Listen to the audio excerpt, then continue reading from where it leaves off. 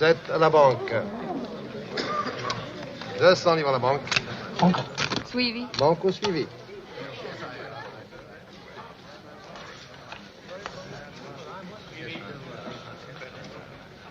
Carte. 8 à la banque. Banque. Suivi. C'est suivi. The house will cover the difference. Bien, madame.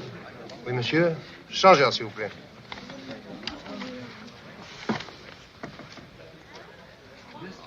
Carte.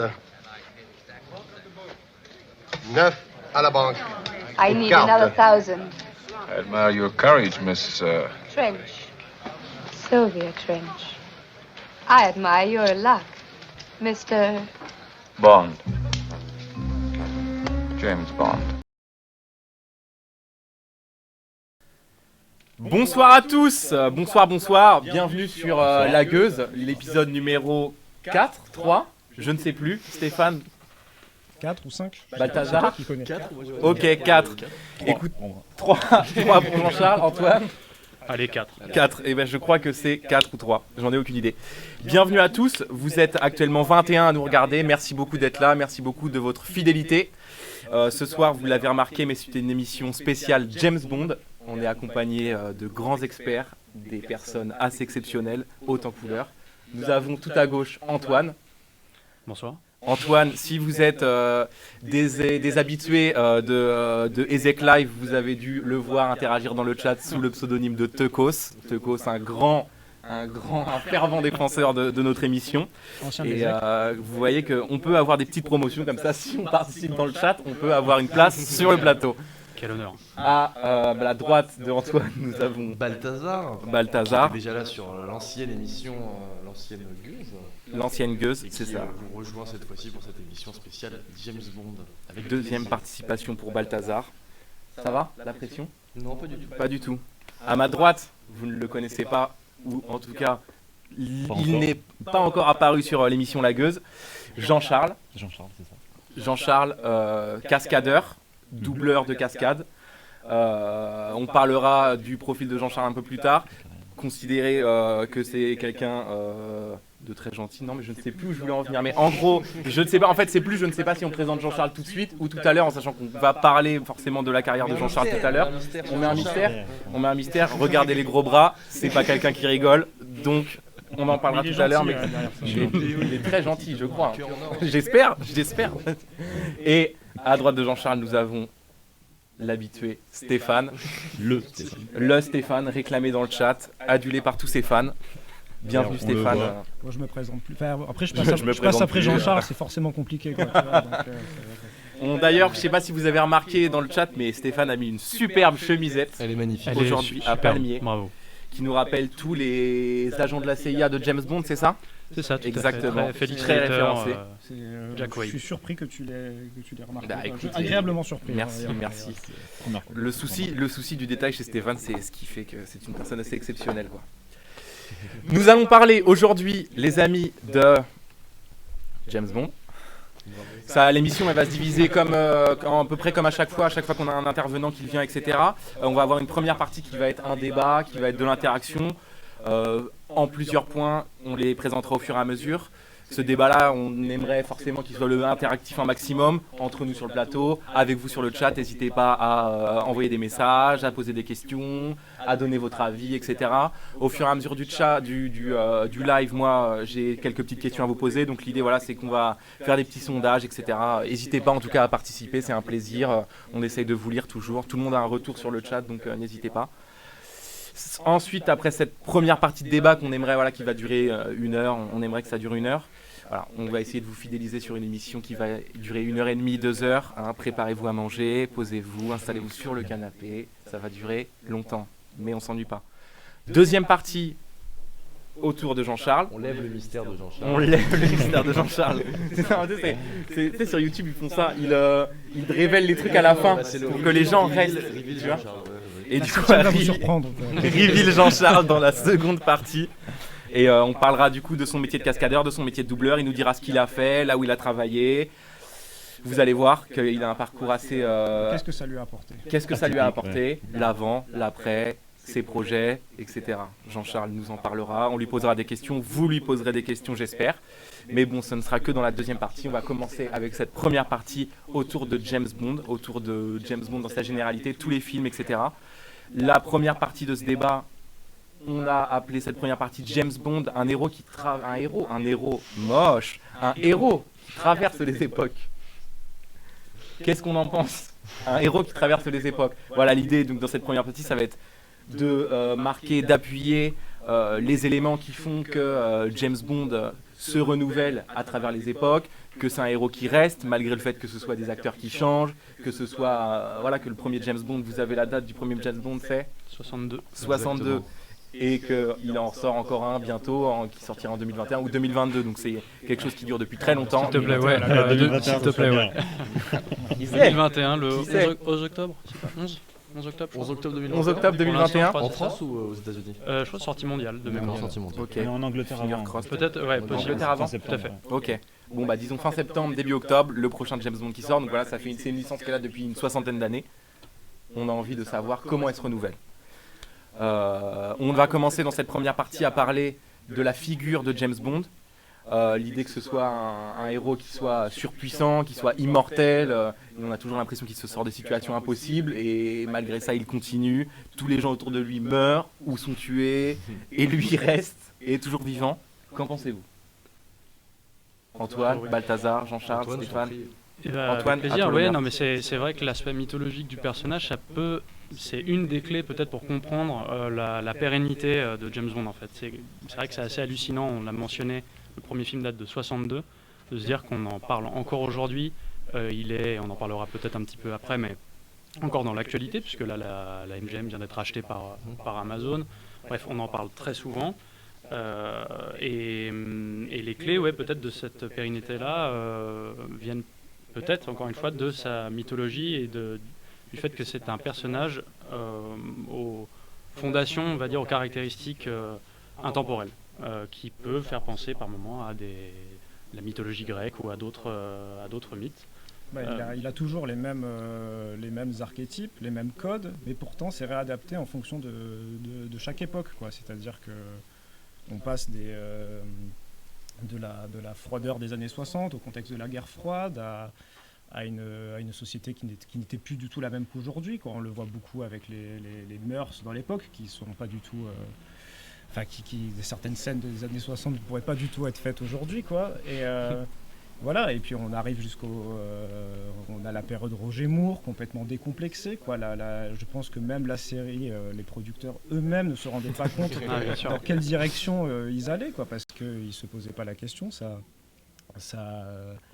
filait, quoi, jusqu'à arriver à des magnifiques scène. expressions Oui, de On a une régie de d'enfer. l'espion qui m'aimait, quoi. En attaque directe. Ça, c'est la scène pré-générique. Pré-générique de l'espion qui m'aimait. Faire Incroyable. un Bond n'est rien sans sa scène pré-générique, tu vois. Oui, tout à fait. Alors tu vois, je te dis un Bond n'est rien sans. Mais Voilà. qu'est-ce que ça veut dire? Parce que tu vois, j'entends souvent, depuis là, ça fait plusieurs semaines qu'on travaille sur cette émission et qu'on revoit tous les films, etc. Mais on dit toujours, ah mais ça, j'ai pas aimé celui-là parce que c'est pas James Bond, c'est pas James Bond. Mais ça veut dire quoi, c'est pas James Bond? Parce que tu vois, moi j'ai trouvé que il y en a plein, à vrai dire, de films qui sont, ah c'est pas James Bond, mais pourtant on les adore, tu vois. Donc qu'est-ce que ça veut dire? Enfin, ça veut dire quoi, c'est quoi James Bond, tu vois? Oui, c'est sûr que c'est en tout cas, le dénominateur commun, c'est ce personnage et les variations au sein de mêmes thématiques, en fait. Ça, c'est vraiment central. Et tu parlais de la notion de héros, et ça, c'est sûr. Pour le coup, c'est acté. James Bond en est un.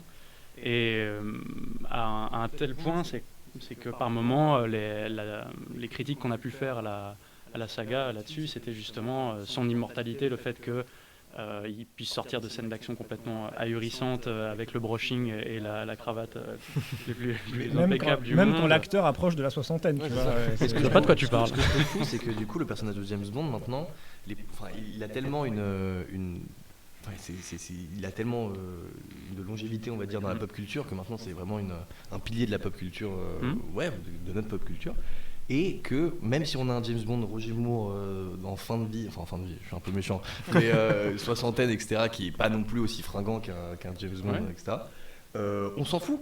Parce que les producteurs arrivent à te faire comprendre que mais non, c'est le mythe de James Bond, même s'il fait 200 kilos James Bond et qu'il est dégarni, ça reste James Bond et c'est un mec stylé. D'ailleurs, le prochain James Bond. Il tente quelque Tu chose. parlais de Jack Black. Oui, Figure-toi qu'on a une info. On a une info qui vient juste de tomber. Non mais c'est vrai que ça joue beaucoup avec la suspension d'incrédulité, c'est-à-dire que, et encore une fois ça a beaucoup à voir avec l'époque, tu parlais de Roger Moore, tu le mentionnais, c'est vrai que c'est peut-être l'acteur qui a poussé le plus loin le perso dans C'est celui qui l'âge a fait le plus de films aussi. qui a fait le plus de films, tout à fait, et avec Sean Connery également qui a fait un James Bond non officiel qui est un petit peu moins connu, qui s'appelle Jamais plus jamais, où il était assez âgé également, du moins il paraît assez âgé. 53 ans, mais il en fait 65. Et le film parle de ça, parle de vieillesse, de la vieillesse du personnage. Mais c'est sûr que là on a atteint peut-être des limites de la suspension d'incrédulité des gens, c'est-à-dire qu'on arrivait sur certains films, Octopussy ou Dangereusement Vôtre pour pas les nommer, où si on les regarde aujourd'hui comme ça, hors contexte, on s'envoie Octopussy, on est mort de rire il y a plein de scènes où vraiment on est juste mort de rire de voir Roger Moore faire des scènes d'action pas possibles, de voir les doublures. Oui, Tarzan, ouais, alors ça c'est on y reviendra quand il s'agira de parler de ce qui peut composer vraiment un James Bond, quoi, parce que c'est des films avec tellement d'influences, tellement de genres au sein du même film, quoi. Mais peut-être revenons sur l'aspect mythologique du personnage, en tout cas. On va revenir là-dessus. C'est vrai que ce qui peut expliquer sa pérennité, c'est vraiment ça, c'est ce côté surpuissant et la figure mythologique du mythe de Sisyphe, à savoir un personnage qui pousse sa pierre et qui revient à chaque fois, à chaque épisode avec une nouvelle mission, qui s'enferme dans la solitude très souvent d'ailleurs, et qui doit recommencer, qui ne peut pas mourir. Ça c'est une des clés. Et qui est obligé d'être seul. J'irais même plus au-delà il a pas forcément. Moi, je trouve, en ayant vu tous les James Bond, j'ai pas l'impression que c'est vraiment un mec qui a envie d'être seul. Au contraire, il cherche vachement une libération à travers les femmes. Voilà. Mais en tout cas, dans certaines histoires d'amour, on y voit une certaine libération, par exemple avec Eva Green dans Casino Royale. Ouais. Mais c'est vraiment le sort fait que c'est. Ouais, il y a un truc un peu tragique. C'est la tragédie de James Bond qui fait que non, tu ne pourras pas. Mais autant, tu vois, il y a des fois où t'as pas l'impression que le mec il a envie de se poser, tu vois, avec une pergola, un chien et tu vois et sa femme. C'est pas trop le délire. Mais peut-être trop le délire de James Bond. Ouais, c'est pas trop son d'elle. Mais autant, c'est vrai que des fois il se prend au jeu de l'amour. Ben ouais. Et au final, il y a ce truc tragique de mais non, en fait, tu es condamné à être seul. Quand il se prend au jeu de l'amour, voilà, je vais pas spoiler pour ceux on pense à 2 films notamment, Au service secret de Sa Majesté ou Casino Royale. Ouais. Quand il se prend au jeu de l'amour enfin, ça se termine de la même tragique, manière. Quoi. Voilà, donc il y a une espèce de notion de fatalité toujours qui. Bien sûr, cette notion-là, on peut l'évoquer qu'aujourd'hui, quand on a ce regard maintenant sur 60 années de cinéma. Bien évidemment, qu'il ne se posait pas ces questions-là. Du moins, j'imagine pas. Je pense pas que pendant Roger Moore, je pense pas qu'on a parlé de Roger Moore, il disait alors notre réécriture du mythe de Sisyphe elle est quand même formidable. Mais c'est justement, et je pense que c'est nous on a ce regard-là, mais je pense que les producteurs tout ça ont fini par avoir ce regard qu'on a nous maintenant, parce que forcément tu arrives surtout à la période de Pierce Brosnan ou la refonte de Daniel Craig n'est pas la première refonte. Non, ouais, carrément. Mais quand même, c'est quand même la plus actée, quoi, parce on dit Casino Royale, ça va être la première mission de James Bond. Mais c'est vraiment les créateurs de la saga se disent, ok, on a ce personnage-là qui a traversé les époques, qui répond à des attentes de plusieurs générations, quoi. Qu'est-ce qu'on peut faire avec ? Qu'est-ce qu'on peut dire avec ? Et c'est pour ça qu'on en vient à des analyses beaucoup plus introspectives sur les derniers films de la saga, quoi. Mais il y a un commentaire dans le chat là de Thunder Bastos qui a commenté ta chemise d'ailleurs, qui l'adore, qui nous dit que Casino Royale étant ses débuts, donc cela peut avoir un effet sur le mythe. Absolument. Donc Casino Royale, c'est un retour avant les autres. C'est l'adaptation du premier roman de Ian Fleming. C'est vrai qu'on n'en a pas parlé pour l'instant, mais avant d'être une saga cinématographique, était une série de romans. C'est le premier roman, c'est sa première aventure. Il vient d'être nommé agent 00. Il devient c'est sa première affectation. Et c'est tout aussi le paradoxe, mais c'est vrai que c'est un peu ça a donné un peu la ligne directrice, quoi, parce que y a un drame fondateur dès cette première mission lié au sentiment qu'il peut avoir envers une jeune femme pendant l'aventure et qui va driver, on va dire, toute la... Pardon, sans la citer, évidemment. Voilà, mais qui va du coup, si on revient sur les livres, qui donnent la ligne directrice du moins des codes pour essayer de comprendre comment va pouvoir se comporter le personnage après, quoi. Tu penses qu'en faisant Casino Royale, ils se sont dit on va justifier son comportement des James Bond d'avant? Enfin, tu penses qu'ils sont allés dans un truc où on va lui faire croire en l'amour et il va être déçu et du coup on explique son comportement dans les Sean Connery. Très sincèrement, je pense que d'après. C'est comme souvent dans les productions de longs métrages et encore plus pour James Bond et le fait que ça dure depuis tant de temps, il y a du pragmatisme beaucoup. Et ils sont arrivés à un moment où ils se sont regardés, bon les gars, là on a épuisé tout Ian Fleming, là on a tout lu jusqu'à la dernière nouvelle, jusqu'à la dernière idée du fin fond d'un truc, d'un personnage secondaire d'un bouquin, là on est dans la merde, qu'est-ce qu'il nous reste ? Casino Royale, on l'a pas fait. Ok, bon, on y va, on part, et en plus, ça tombe super bien, on change d'acteur. Ouais. Après, c'est le premier roman. La saga a été menacée à ce moment-là. Tout à fait. C'était la Faut fin en de parler, Pierce Brosnan. Pierce Brosnan, tu m'arrêtes Antoine si je me trompe, mais il devait encore faire un film. Tout à fait, enfin, c'était assez surprenant de passer à Daniel Craig. Voilà, direct. mais sauf que ceux qui connaissent un peu la filmographie, vous voyez je pense que pour ma part, personnellement, les 2 derniers Pierce Brosnan sont très fragiles, quoi. Sont très, voilà. Le mot est très bien trouvé. Surtout le dernier, voilà, il y a des. Enfin bref. Le dernier, voilà, on en parlera peut-être tout à l'heure. Les gens qui connaissent pas à regarder Meurt un autre jour, c'est un cas d'école. Ah, mais il faut tout regarder. Attention, il faut tout regarder, voilà. Mais c'est un voilà, style différent. ça veut dire qu'en fait, ils en sont venus eux-mêmes à singer des films qui eux-mêmes se sont inspirés de la saga, quoi. Parce qu'aujourd'hui, on ne peut pas parler d'un film d'espionnage sans parler de James Bond, que ce soit Mission Impossible, les Jason Bourne, etc. Mais et en fait, voilà, ils ont atteint un point où la licence était vraiment menacée, comme je pense qu'elle a été peut-être menacée 2 ou 3 fois durant son histoire. Et c'est pour ça qu'ils ont pris un grand coup en prenant un acteur qui est physiquement différent, avec une dimension beaucoup plus crue, beaucoup plus réaliste, beaucoup plus de sentiments, etc. quoi. Mais tu penses que... Il y a une question qui me vient, mais que je sais pas si vous allez pouvoir me donner la réponse, mais on parlait tout à l'heure là, du personnage de M, qui est la directrice de l'agence de... Directrice du MI6. Donc du MI6, ok, voilà. Alors c'est ou du programme 00 en tout cas. Ouais, quoi. c'est vrai. Voilà. Ouais. Bon, là on chipote un peu, mais Oui. en gros, Oui, pardon, ouais. supérieur C'est vrai. hiérarchique. Mais qui était là du coup sur Pierce Brosnan, et qui reste là sur Daniel Craig. Bah, alors, ça, Mais est-ce que c'est un choix, tu vois, Est-ce que, déjà, j'avoue que j'ai pas cette réponse, mais vous devez l'avoir, expert que vous êtes. Est-ce que c'est le seul personnage qui a fait une transition entre deux... non, ils sont légion. Non. À chaque Ah fois, oui, à Moni chaque- Penny, je crois, elle est restée, non On a eu- Elle est pas restée sur Les acteurs qui Monet- gravitent autour de lui, on a eu Lois Maxwell qui a joué la première Money Penny pendant très longtemps, Ouais, malgré le changement de James Bond. Tout à fait. malgré le changement d'acteur. Je pense que le plus mémorable, c'est Desmond Llewellyn, c'est ça? Desmond Donc, Llewellyn Ah, qui bah, joue Q. l'acteur de Q, Q, bien sûr. qui a joué Q de Bon baiser de Russie à Au Monde ne suffit pas. Sur 17 films exactement. Ah ouais. Voilà. Ok. C'est une longévité 17 sur de dingue. 25, quoi. Pas mal. 17 sur D'ailleurs, 25. il y a une anecdote marrante sur le tournage de GoldenEye pour la séquence, justement, la fameuse séquence avec Q, qui est quand même, pareil, un des codes de James Bond qui revient à chaque fois, quoi. Le réalisateur disait là, alors qu'il y avait une grosse hype autour de Pierce Brosnan, c'était le nouveau James Bond, toute l'équipe se prenait en photo avec et tout. Et ce jour-là, tout le monde s'en foutait, il voulait la photo avec Q, et t'as toute l'équipe, tous les gars des bureaux qui venaient pour prendre la photo avec Q, quoi. Ce type est hyper touchant parce Ouais. que 17 films et tu vois que même il est en plus c'est triste parce qu'il est mort dans un accident de voiture juste après la fin du tournage. Et il a même à 85 ans, il a l'œil qui pétille quand il joue. Tu Ah, vois c'est qu'il clair. est trop à fond, quoi. Tu pourrais dire que l'acteur est blasé, il est résigné, tout ça, mais non. Enfin, il faudrait que je me penche sur le sujet, mais il est à fond, quoi. Très maladroit apparemment, et il se foutait un peu de sa gueule, il avait du mal à se souvenir tout le temps de ses répliques, etc. Mais c'était vraiment, voilà, il y avait une super ambiance à chaque fois sur chacune de ces scènes, et c'est un personnage, encore une fois, mythique, quoi, qui est devenu une sorte de mentor, et en même temps il peut pas le blairer, quoi. Il y a ce truc il y a toujours de... Ouais, il y a une profonde affection quand même. Voilà, quoi, ouais.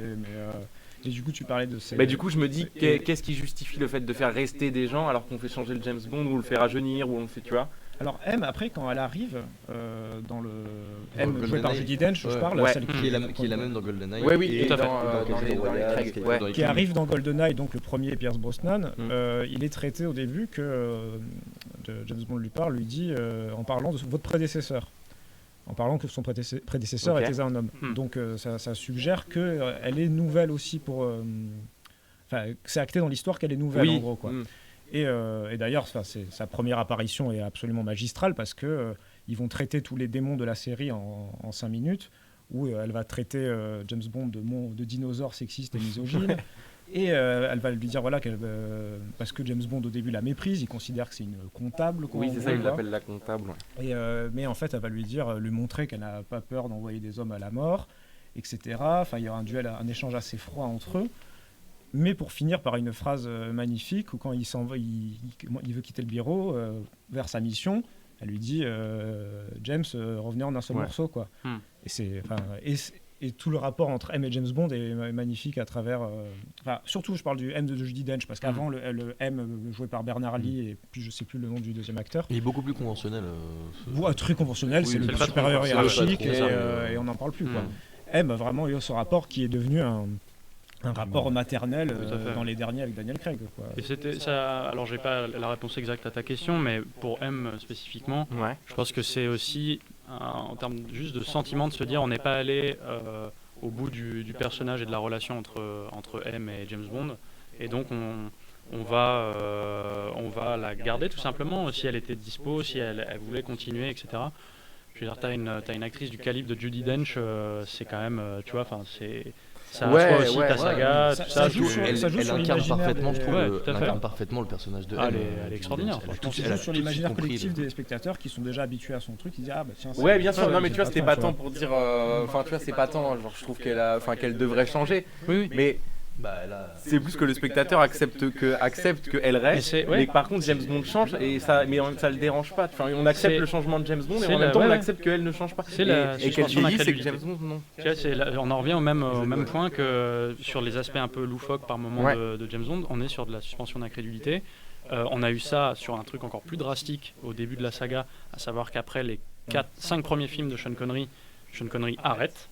Il arrête James Bond, on prend George Lazenby qui ne fera malheureusement qu'un seul film, et Sean Connery reviendra après celui-là. Donc là, pour le spectateur, c'était encore plus paumé, sachant qu'à l'époque, ça enchaînait carrément. Et quoi, Sean les- Connery avait 10 ans de plus que la Ouais, vie, ouais, ouais. et même physiquement il était beaucoup plus Mm. marqué, quoi. Mais tu penses que Sean Connery aurait pas arrêté, ils auraient continué avec Sean Connery, même s'il avait vieilli, etc. Ou c'était déjà un désir à la base que l'acteur soit De mémoire, toujours la fin de Sean renouvelé, quoi. Connery, je me demande si c'est pas aussi un désir pour lui d'arrêter Ouais, et de faire autre justement, chose. ouais. Ah, mais mais justement, même si pour lui, les- si lui Et avait pour les voulu prods continuer, aussi, est-ce que les je prods pense. auraient dit non, bah tu arrêtes et on prend quelqu'un Pour le d'autre? tout dernier, il en avait marre, ils l'ont fait revenir avec un gros chèque. Ouais, C'est ok. c'est la rumeur qui est. Ça qui peut est- se voir, ça peut se voir. Non, pour Sean Connery. Ah non, Sean Connery. Les diamants sont éternels. Ouais. Et voilà, ils l'ont fait revenir avec un très très gros chèque et tu vois dedans qu'il c'est clairement pas un des meilleurs de la saga et il en a plus rien à faire, quoi. Mais cette suspension d'incrédulité, là où c'est aussi intéressant, je trouve, c'est que ça s'étend à toute la saga et même au projet même de regarder un film James Bond au cinéma. C'est-à-dire que quand tu regardes un film de James Bond, tu te... On l'a jamais vu. La compétition. Non, mais je veux dire, quand tu regardes les films, généralement, tu te dis, ok, il vit dans un monde qui ressemble beaucoup au mien, mais il y a des trucs par moments tellement loufoques et tout que tu dois accepter. Et tout. Et on parlait tout à l'heure de l'assise un peu mythologique et tout. Ça en fait partie. C'est souvent, James Bond, on te prend un monde qui ressemble un peu au nôtre pour te parler en fait d'une autre quoi, de monde, pour te montrer aussi le monde, te faire voyager. C'était très important pour l'époque, cet exotisme également. Le fait qu'il change, ça fait partie des codes bondiens, mais qu'il change de destination à chaque. Alors là, magnifique extrait. Ah bah alors là. Incroyable extrait de James Bond Bédouin. Alors là, donc l'espion qui m'aimait. James Bond Bédouin. James Bédouin. Skin bédouin. Donc l'espion qui m'aimait. quand Là, même c'est au dire- Caire, c'est ça. On peut quand même dire, globalement, s'il y a quelqu'un Ah oui, dans les spectateurs qui voudrait un peu se pencher sur la série, qui veut s'en prendre plein la gueule et voyager, il se concentre sur la période Roger Moore, il ne sera pas déçu. Aïe, Mais- oh, Ouais, oh, ouais. oh. Non, non, mais oui, Roger Non, mais- Moore. En termes de. Ouais, en termes de fun. Voilà. De fun, ouais. Non, mais je fais bien de le dire aussi, quoi. Roger Moore, ça sera un bon test. Alors, si vous connaissez pas du tout la saga, J'allais y venir, Peut-être mais pas je attaquer, suis soupçon de- peut-être pas attaquer direct sur Roger Moore, mais parce qu'il y a quelqu'un qui connaît pas la saga et qui commence par Dangereusement Vôtre ou Octopussy, Oui. c'est très compliqué, quoi. bien sûr. Ou alors, faut vraiment avoir. Mais après, je considère à que même l'esprit tous les que tu Roger imagines Moore, comédie. t'as ce délire aussi de. Bon, il y a des scènes de premier degré en 2021 qu'on peut pas prendre en premier degré et qu'on prend forcément bien au sûr. second degré, et c'est super, hein, moi j'adore. Mais voilà, enfin, bon, là on voit quelques extraits, c'est un peu daté à certains moments, même si. Bah, moi, c'est j'adore. surtout dans le Roger Moore, il avait quand même ce Ils s'en truc. foutent, quoi. Ouais. Ils s'en foutent Ouais, totalement. il s'en foutait parce que c'est vraiment lié aussi à l'insouciance de l'époque, quoi. Ouais, je pense. Et il y a ce truc, c'est un avis très personnel, mais que c'est vraiment le plus drôle, quoi. C'est-à-dire qu'en là, je crois que je sais plus si on l'a eu, mais il y a le petit regard qui jette à la pilote, mais juste ce truc d'étonnement, mais qui, enfin, moi, me fait hurler de rire à chaque fois. Je crois que ça arrive, je sais plus si c'est là ou pas. Mais bref, c'est sûr qu'on peut pas lui enlever ça, et c'est une interprétation du personnage. James Bond, c'est la relecture. À chaque fois une variation au sein du même, on prend le même personnage, des codes qui reviennent tout le temps, Le fait de se déplacer, la voiture, les collègues, l'arme à feu, c'est toujours la même, les costumes, etc. La scène de poker, la scène de ski, il y a des codes, mais on essaye de twister un petit peu le truc dans les tonalités, dans les détails. C'est ça qui est fascinant aussi, c'est que... Pardon. Non, vas-y Stéphane. Mais c'est juste qu'après, il y a un message dans le chat, on aimerait y réagir. Ah, D'accord, mais, je voulais juste dire, Non, tu mais vois, bien sûr, c'est je- comme vas-y, les courants en art, Je- art, prends la main, et à différentes époques. Quand un nouveau courant artistique arrive, il répond à celui qu'il y a eu avant en s'inspirant de celui qu'il y avait après. Et pour James Bond, tu peux dire c'est un peu pareil parce que tu vois, on avait le sérieux des Sean Connery, on a la folie de Roger Moore. Ouais. Et c'est pas dit qu'on revienne à la folie de Roger Moore. Et d'ailleurs, on y revient un petit peu maladroitement, à mon goût, dans la période Daniel Craig, enfin notamment dans le tout dernier. Dans le Spectre. tout dernier, ouais. On veut mettre un peu des blagues, on veut tellement pas se prendre au sérieux. Enfin, On s'est tellement, entre guillemets, pris au sérieux, où les précédents Voilà. ont été tellement sérieux, premier degré, froid, analytique, tout ce qu'on veut, qu'on se dit, bon attends, pour le prochain, les gens, ils ont kiffé Skyfall, qui a cartonné en salle, clairement, mais est-ce qu'il faudrait pas remettre un petit peu de James Bond, entre guillemets, et de piquant, d'humour, et ils ont tenté un mélange. Bon, certains apprécieront et tout, mais c'est vrai que par moment, tu te dis, attends, là d'un côté, j'ai un script qui part sur quelque chose de très sérieux, qui pourrait être vraiment la suite de Skyfall, et de l'autre, j'ai du pur Roger Moore, quoi. Mais pas complètement décomplexé comme Roger Moore, parce qu'à cette époque-là, il se permettait des choses. D'ailleurs, pas tout Roger Moore, il faut quand même nuancer un peu. oui, bien Le sûr. premier, notamment, on en parlera peut-être un Mais petit peu si après, tu mais. te penches sur la série, ce qui est intéressant, enfin, on va pas, je vais arrêter parce qu'on a des Parce que- questions intéressantes dans le chat. T'es sûr Mais c'est la période, c'est la. partis sont lancés. Si tu prends les deux Ça films y de est. Timothy Dalton qui arrivent juste après la. Ouais, c'est la réponse. Qui est la réponse à Roger Moore. Et On a un James Bond Dan- beaucoup plus nuancé. Daniel Craig était la romantique. réponse Absolument. complète à Pierce Brosnan et aux voitures invisibles, quoi. Mais totalement. Et Passe du à grand en blond. l'unique expression de Pierce Brosnan quand il arrive. Oui, exactement, et au Kiter, c'est ça, sur le tsunami. Oh bah le demandant- fameux tsunami de glace. Du Pierre, coup, tu j'aimerais voudrais- bien, Oui, Ouais, j'aimerais il y a bien une réponse. répondre bonsoir Kiss 931. c'est ça. En fait, quand tu dis que Bond serait comme les licences comme Terminator, Jurassic Park, tout ça, pour avoir bossé sur Spectre et No Time to Die, Voilà, j'écoutais les cascadeurs parler au téléphone et eux ils disaient ouais là je bosse sur le Bond. Et ils disaient je bosse sur Batman, je bosse sur toutes les autres licences mais sans dire le en fait. Et à chaque fois c'était je bosse sur le Bond quoi. Et c'est quelque chose, ça rejoint le mythe dont on parlait, c'est Bond ça veut vraiment dire quelque chose pour tout le monde en fait. Ouais. Mais tu as raison, ça parle à chacun d'une toute manière. Chacun a des souvenirs soit liés à l'enfance. Enfin, on peut pas être imperméable. Et moi, je pense que je permettrais de répondre à la question du chat, c'est que les licences. Alors, pour faire de l'argent, il y a bien sûr toujours une finalité Bien sûr. économique derrière. On peut pas le nier ça. Ça reste Bah, des blockbusters. c'est- Non mais Ça bien reste sûr, un non, et blockbuster, puis James Bond, évidemment. le merchandising de James Bond, il est énorme. Ouais. c'est monstrueux. Qui fera Et, la musique, qui fera. Ouais, mais Et non, ces mais 60 c'est- années c'est d'histoire fantastique. de cinéma peuvent pas exister sans cet aspect-là, hein, c'est indéniable. Mais moi, les licences que tu cites, Terminator, Jurassic Park, tout ça, Star Wars, c'est encore un autre débat, quoi. Ah mais, ouais, non. mais Ça Peut-être sera pas pour- maintenant. Hein Ouais, là, ça sera peut-être pour une pas autre, maintenant, pour non, une non, autre non, émission. Mais ce sont des licences qui n'ont eu que 3 ou 4 films, quoi, Ouais. avec une histoire. Et c'est là où James Bond a ce côté décomplexé, qu'il y a eu en tout cas pendant longtemps, c'est qu'on s'en fout. On fait une nouvelle aventure de James Bond, on s'en fout, c'est pas le même acteur, on s'en fout, c'est pas le truc. Il y a quelque chose aussi que, parce que récemment, quand on parle de James Bond, tout de suite ce qui vient, c'est oui, mais c'est un peu comme Marvel, c'est un peu comme tout ça, ces gros blockbusters, tout ça. L'énorme différence, avec notamment la stratégie actuelle de Marvel, c'est la création d'univers étendus et de liens. Alors ça va peut-être venir, nous c'est ce qu'on redoute, C'est le parce danger, que ouais, c'est le vrai danger. goût, quoi. aujourd'hui, là on voit le rachat de la MGM par Amazon, rien ne les empêche.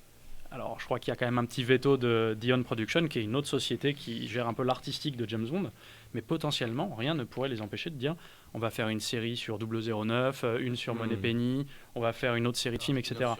Origine d'un méchant. Ouais. bien sûr. Et le truc, c'est qu'ils ont essayé de faire ça. Là, avec Daniel Craig, ils ont essayé de faire ça. Ils ont essayé, dans Spectre le montre, c'est on t'invente un méchant qui au final te dit en fait, j'avais tout prévu et tous les méchants que tu as eu depuis le début des films, c'est moi qui étais derrière, machin. C'est le danger de la, C'est de la marvelisation de James Bond. Non, Quoi. mais parce que tu vois, Marvel, c'est ça avec ses scènes post-crédit et tout, où Ouais. on fait revenir un personnage emblématique qui n'était pas dans les films, C'est mais ça. on le fait revenir. Et les Craig, c'est ça, c'est regardez, il y a Moneypenny, regardez, il y a Q qui Mm. revient, regardez, il y a Blofeld. Et là où du coup on peut être d'accord sur le fait que ces dernières années, sur les derniers films, c'est un risque qui est en train clairement de prendre la production et de surfer un petit peu sur cette vague-là, comme ils l'ont toujours fait. Et Encore c'est une ce fois, que- sur ce le que dit côté. le chat, Bastien, on l'embrasse, qui qui qui dire c'est vrai que la Bastien, période un Daniel homme, Craig, même s'il y a comme un fil ça, quoi. conducteur.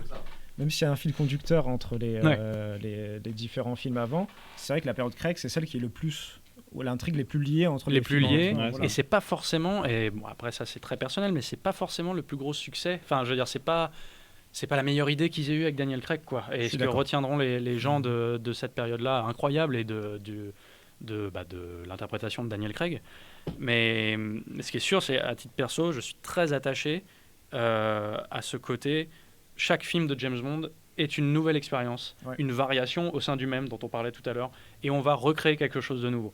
On va appeler des nouveaux techniciens, et c'est incroyable le taf qui a été fait, enfin les maquettistes, les décorateurs, tout ça, et comme tu disais très bien Jean-Charles, il y a ce côté, on fait le James Bond, et il y a un peu le côté enfance aussi, je vais faire mon James Bond à moi, quoi. Je vais essayer d'amener moi ma personnalité et mes idées à cette saga-là. Et ça se ressent d'ailleurs quand on entend les réalisateurs en parler. Sam Mendes, quand il arrive sur Skyfall, c'est un rêve d'enfant, quoi. Il dit, je vais enfin faire mon James Bond et essayer d'apporter ma vision du truc, Mais quoi. plein Et de faire réals ont leur fantasme de faire leur Bond un jour. Peter Jackson. Tarantino voulait le faire, il avait écrit un truc. Alors Tarantino, c'était très concret. Hein. Un peu bizarre d'ailleurs, pas du tout dans la, Il est où dans ton la scénar, lignée déjà, de toi ce qu'on a l'habitude de voir, c'est-à-dire la génération dans laquelle on est. C'est ça, Tarantino lui avait pour projet de faire, c'était juste après Meurt un autre jour, et il voulait en fait faire un autre film avec Pierce Brosnan, et rompre aussi une tradition, on va en parler, de James Bond, qui est de s'adapter à l'époque. Et c'est ce qui, selon moi, fait la grande force de Bond, et c'est pour ça aussi qu'il peut être aussi pérenne, c'est qu'il s'adapte à chaque fois à l'époque. Et Tarantino voulait casser ça, et voulait le faire se passer pendant la guerre froide, en noir et blanc, avec Pierce Brosnan. Et Uma Thurman en James Bond Girl. Faites le film dans votre tête, ça aurait pu être, c'est sûr, complètement ouf, mais après, je crois pas que ça soit... En tout cas, à l'époque, c'était clairement pas la direction choisie par la production. Arnaud et- Desplechin aussi. Tout à fait, ouais. Arnaud Desplechin, oui. Tout à fait. L'ombre Et une lumière. je profite de cet ange qui passe pour passer au point 2. Oui, ouais. Que j'ai créé, je l'assume. L'ange qui passe Ouais. C'est pas une manière de dire que... Non, mais c'est que pour une fois qu'il y a un petit moment de silence, je me dis, je vais choper, tu vois. Et parce que l'heure tourne, et il reste beaucoup de choses à aborder, en sachant qu'on a déjà pas beaucoup parlé de choses qu'on voulait aborder dans le point 1. Mais bon, c'est comme ça, à chaque Oui, fois, c'est mais pas la grave, passion. c'est un plaisir.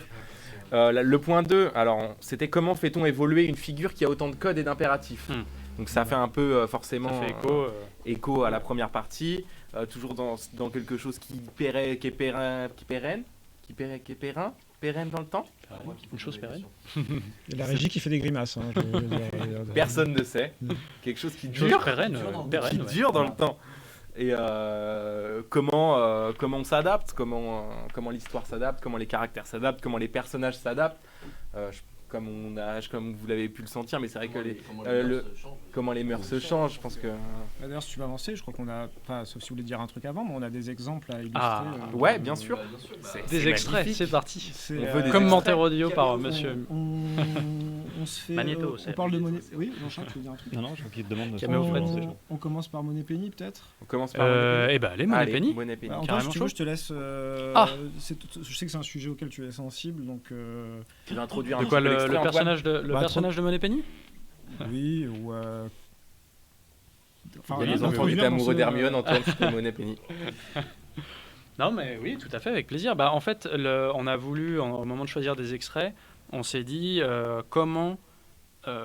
quel extrait choisir pour vraiment voir l'évolution, justement, temporelle de la saga. C'est-à-dire qu'on Prendre garde un élément, personnage, voilà, on prend un personnage commun ou une scène commune, un décor. un décor à chacun des films, parfois très éloigné dans le temps, et on voit comment chaque réalisateur, en fonction de l'époque, traite la personne ou le lieu, quoi. Et Money Penny, je trouve que c'est vraiment un cas d'école pour comprendre ça, de voir à quel point la saga a évolué, quoi. C'est-à-dire que tu commences avec donc c'est Lois Maxwell, c'est ça l'actrice, la première actrice qui joue Money Penny. Tu vois la relation qu'elle a avec Bond, et après tu regardes donc Naomi Harris, la Money Penny actuelle. Et voilà, bon, on va regarder les extraits. Alors, il y a un extrait, peut-être le premier extrait de la Moneypenny de Goldfinger. Goldfinger, c'est ça, oui. Tout à fait. Gold Moneypenny. Oh, the only gold I know about is the kind you wear. You know, on the third finger of your left hand. Well, one of these days, we really must look into that. Well, what about tonight? You come around for dinner, and I'll cook you a beautiful angel cake. Well, nothing would give me greater pleasure, but unfortunately, I do have a business appointment. That's the flimsiest excuse you've ever given me. Ah, well, some girls have all the luck. Who is she, James? She is me, Miss Moneypenny. And kindly omit the customary byplay with 007. He's dining with me, and I don't want him to be late. So there's hope for me yet. Moneypenny, won't you ever believe me?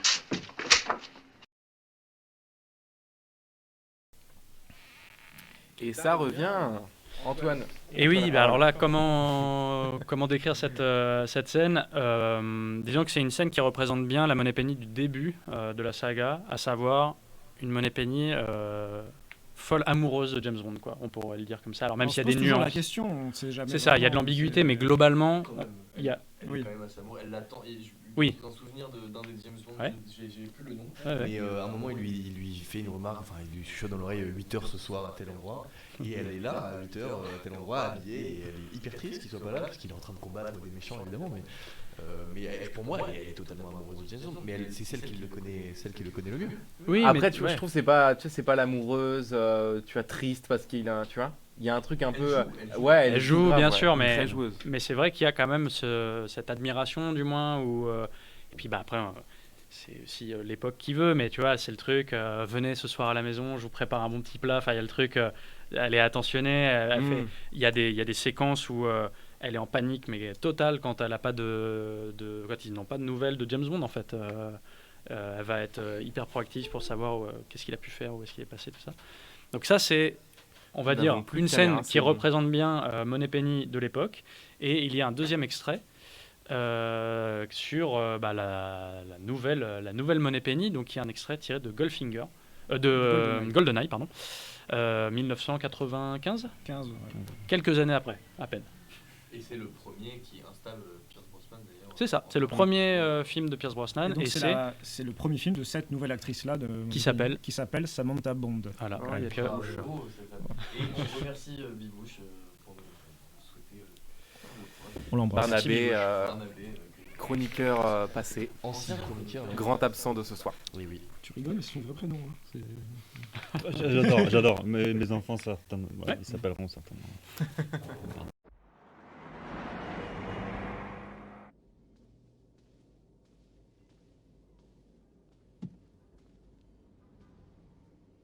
Good evening, Moneypenny.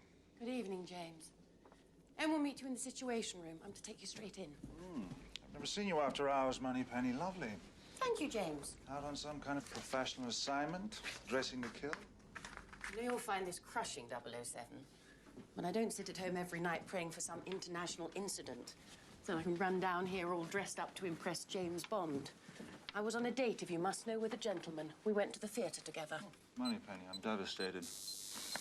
What would I ever do without you? As far as I can remember, James, you've never had me. Hope springs eternal. You know, this sort of behavior could qualify as sexual harassment. Really? What's the penalty for that?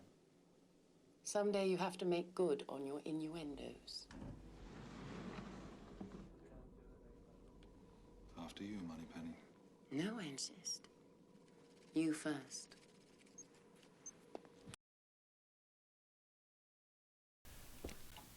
De retour après cet extrait. Salut Lodilo au passage, on salue petit big up. Oui, alors et donc là, la différence est flagrante. Donc on est bien des années après, et cette Moneypenny, pour le coup, ne se laisse pas faire. Là, il y a toujours cette ambiguïté, il y a toujours on ne sait jamais quand James Bond fait du rentre dedans à Moneypenny si, il y a toujours quand même un petit truc de blague quoi derrière. C'est-à-dire que là, clairement dans cette scène, c'est le jeu de la séduction entre guillemets, et elle lui rend l'appareil, mais elle lui. C'est plus elle qui mène un peu plus. Ah bah là, elle mène carrément. Ah mais complet. Dans cette scène, c'est le renvoi, le rembarre mais complet quoi. Voilà, exactement. Et c'était une volonté des producteurs, du réalisateur, de dire bon là, stop. Voilà, on arrête un petit peu. On modernise un peu les mœurs. On modernise un petit peu. Et ça se voit dans GoldenEye d'ailleurs, mais et bien après aussi dans la saga. On aurait pu prendre d'autres extraits. On aurait très bien pu prendre des extraits avec Naomi Harris. Qui est carrément une agente de terrain dans Skyfall, au début de Skyfall. Donc Moneypenny avec une mitraillette, voilà, c'est arrivé quoi.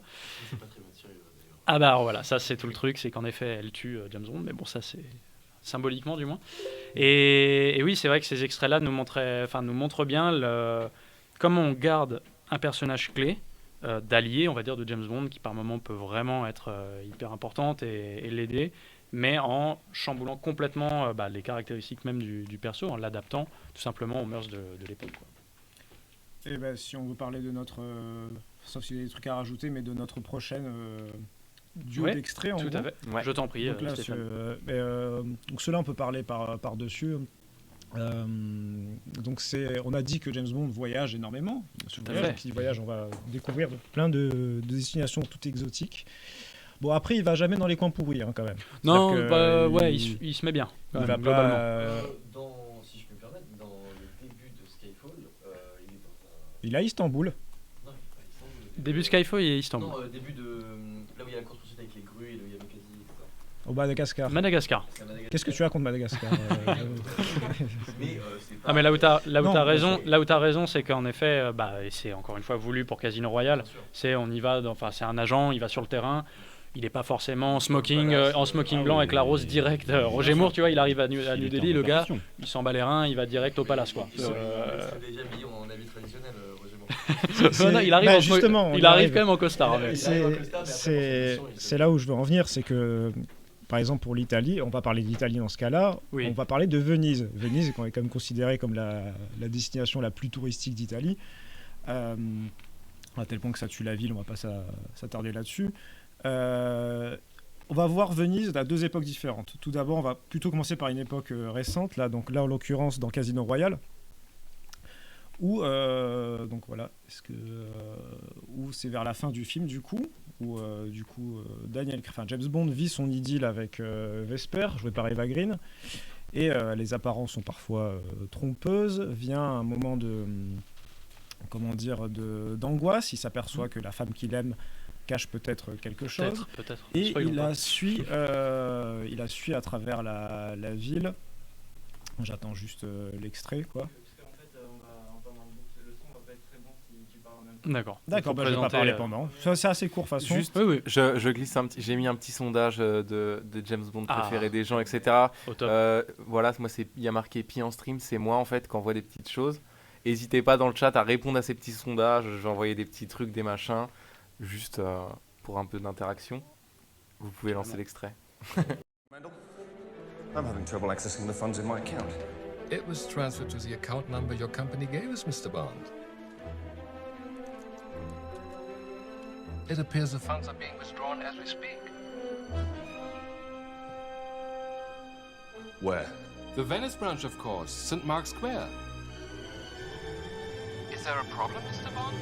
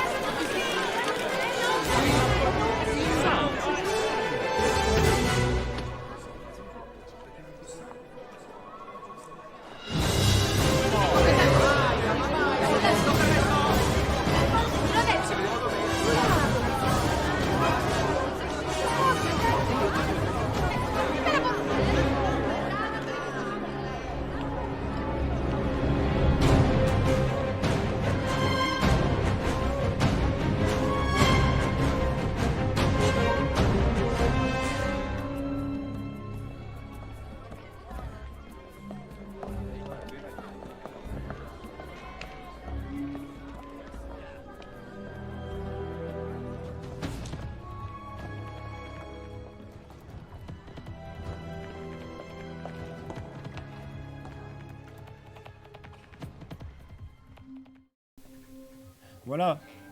Donc un extrait assez simple, mais on va juste voir qu'en fait dedans, le James Bond Daniel Craig est un homme parmi d'autres dans la foule, Tout à fait, ouais. qui a au juste, il se démarque de la foule parce qu'il court, parce qu'il y a un truc qui va pas. Mais voilà, on voit les plus beaux. Il est dans le plus bel hôtel de Venise, on voit les plus beaux emplacements de la ville. Il est un homme dans la foule toute simple. Maintenant, on va parler de notre chéri, de notre chouchou Moonraker. L'idole. L'idole, tout simplement. L'idole, absolument. Le film de la période de coup de Roger Moore. Ceux qui l'ont pas vu, mouillez-vous la nuque avant. Ouais, clairement. Parce que tout à l'heure, notre super régie a passé des extraits dans l'espace. Ils se sont pas trompés de film, c'était bel et bien un James Bond qui se termine dans l'espace. Oui, le film est sorti 2 années après le premier Star Wars. On vous parlait à l'époque que les films de la saga s'adaptent à chaque époque. Voilà, ils ont peur de rien. Donc là, dans ce même film, on va voir également Venise. À l'époque de Roger Moore, il ne se pose pas les questions. C'est-à-dire, qu'est-ce qu'il y a à Venise ? Gondole. Ok, gondole. Qu'est-ce qu'on peut faire avec des gondoles ? Je vous laisse découvrir. Donc, la découverte de Venise par Roger Moore. C'est cadeau. C'est cadeau.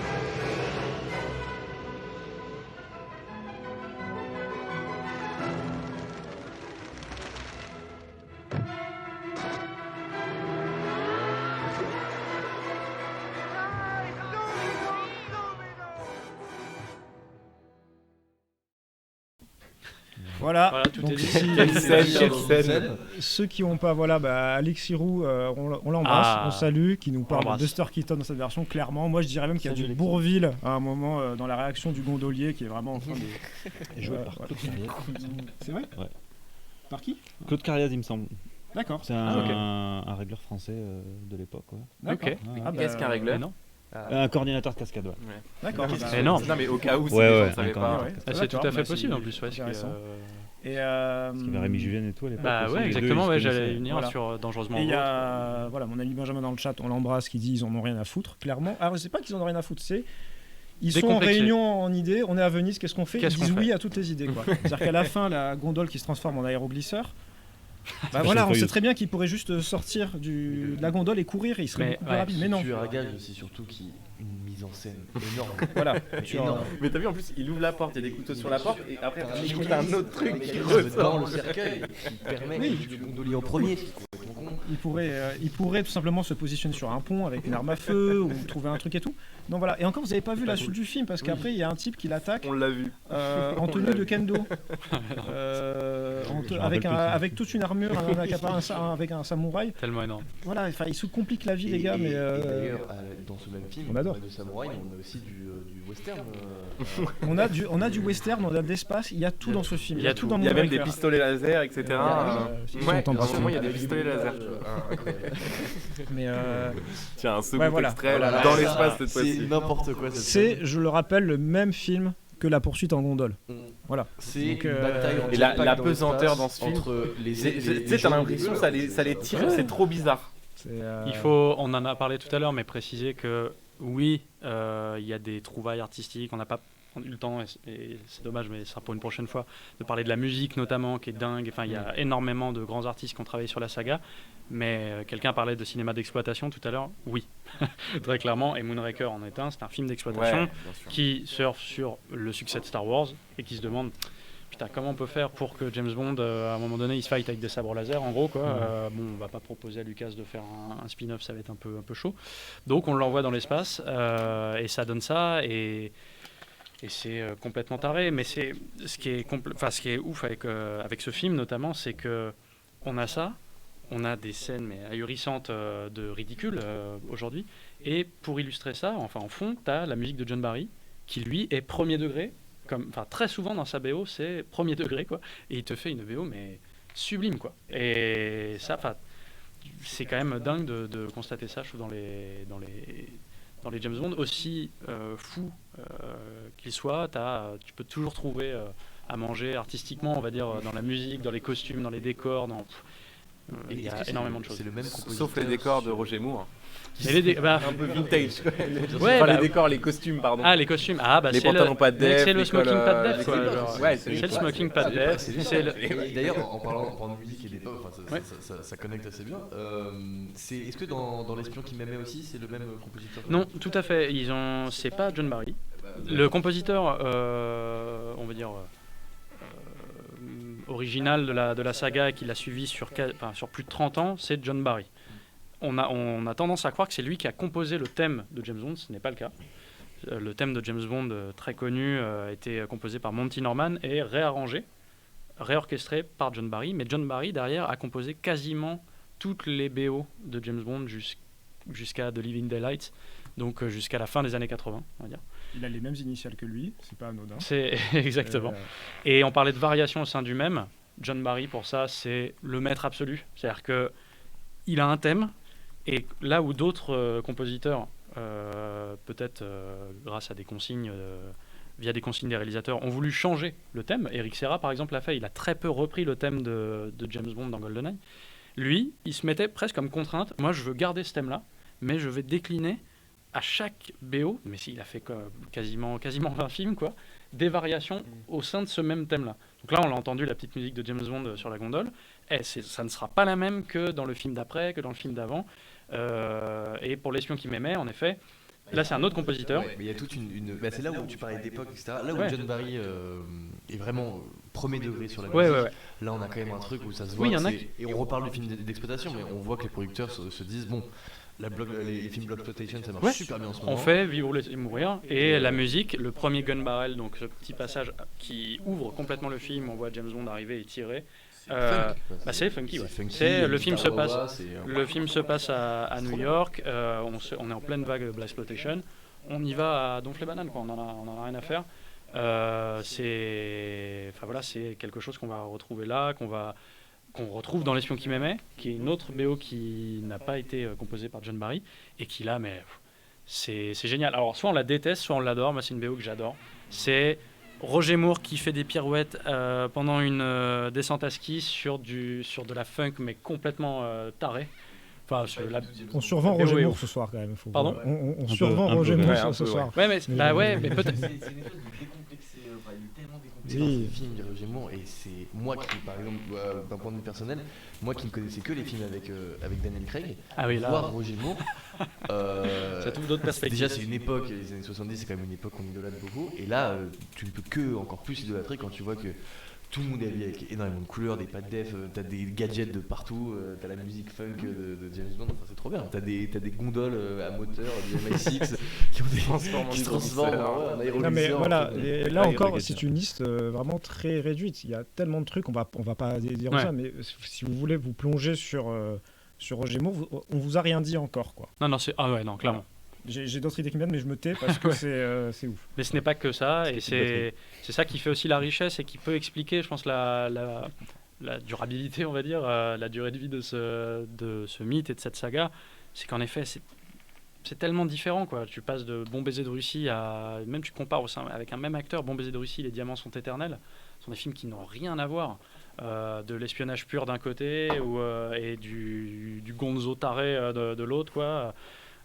Et ça, de toute façon, ça suit son époque. On y reviendra peut-être. Spectre était un premier pas. No Time to Die, on le verra, mais je pense pas qu'il franchisse le cap du burlesque ou du retour à du comique. Mais peut-être, voilà, on verra, a priori.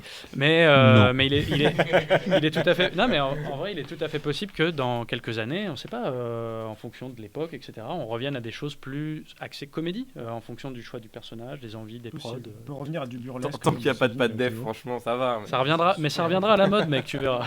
C'est déjà vachement à la mode, et il revient à la mode. Ouais.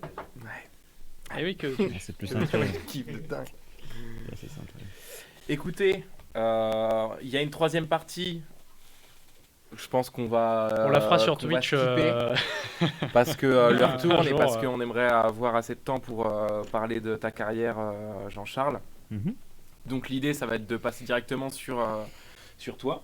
Très bien. Est-ce que tu peux commencer déjà par nous parler de ta carrière, de qu'est-ce que tu as fait dans ta carrière, quels sont les films que tu as fait? Ouais. Déjà, pour en revenir pour garder. Tu peux décrire ton profil IMDb, s'il te plaît. Ouais. Non, pour en revenir, pour faire la jonction avec Bond, quand j'avais 15 ans, j'ai vu GoldenEye, toutes les scènes d'action, et à ce moment-là, je me suis dit. Il y en a qui faisaient du foot, d'autres du tennis.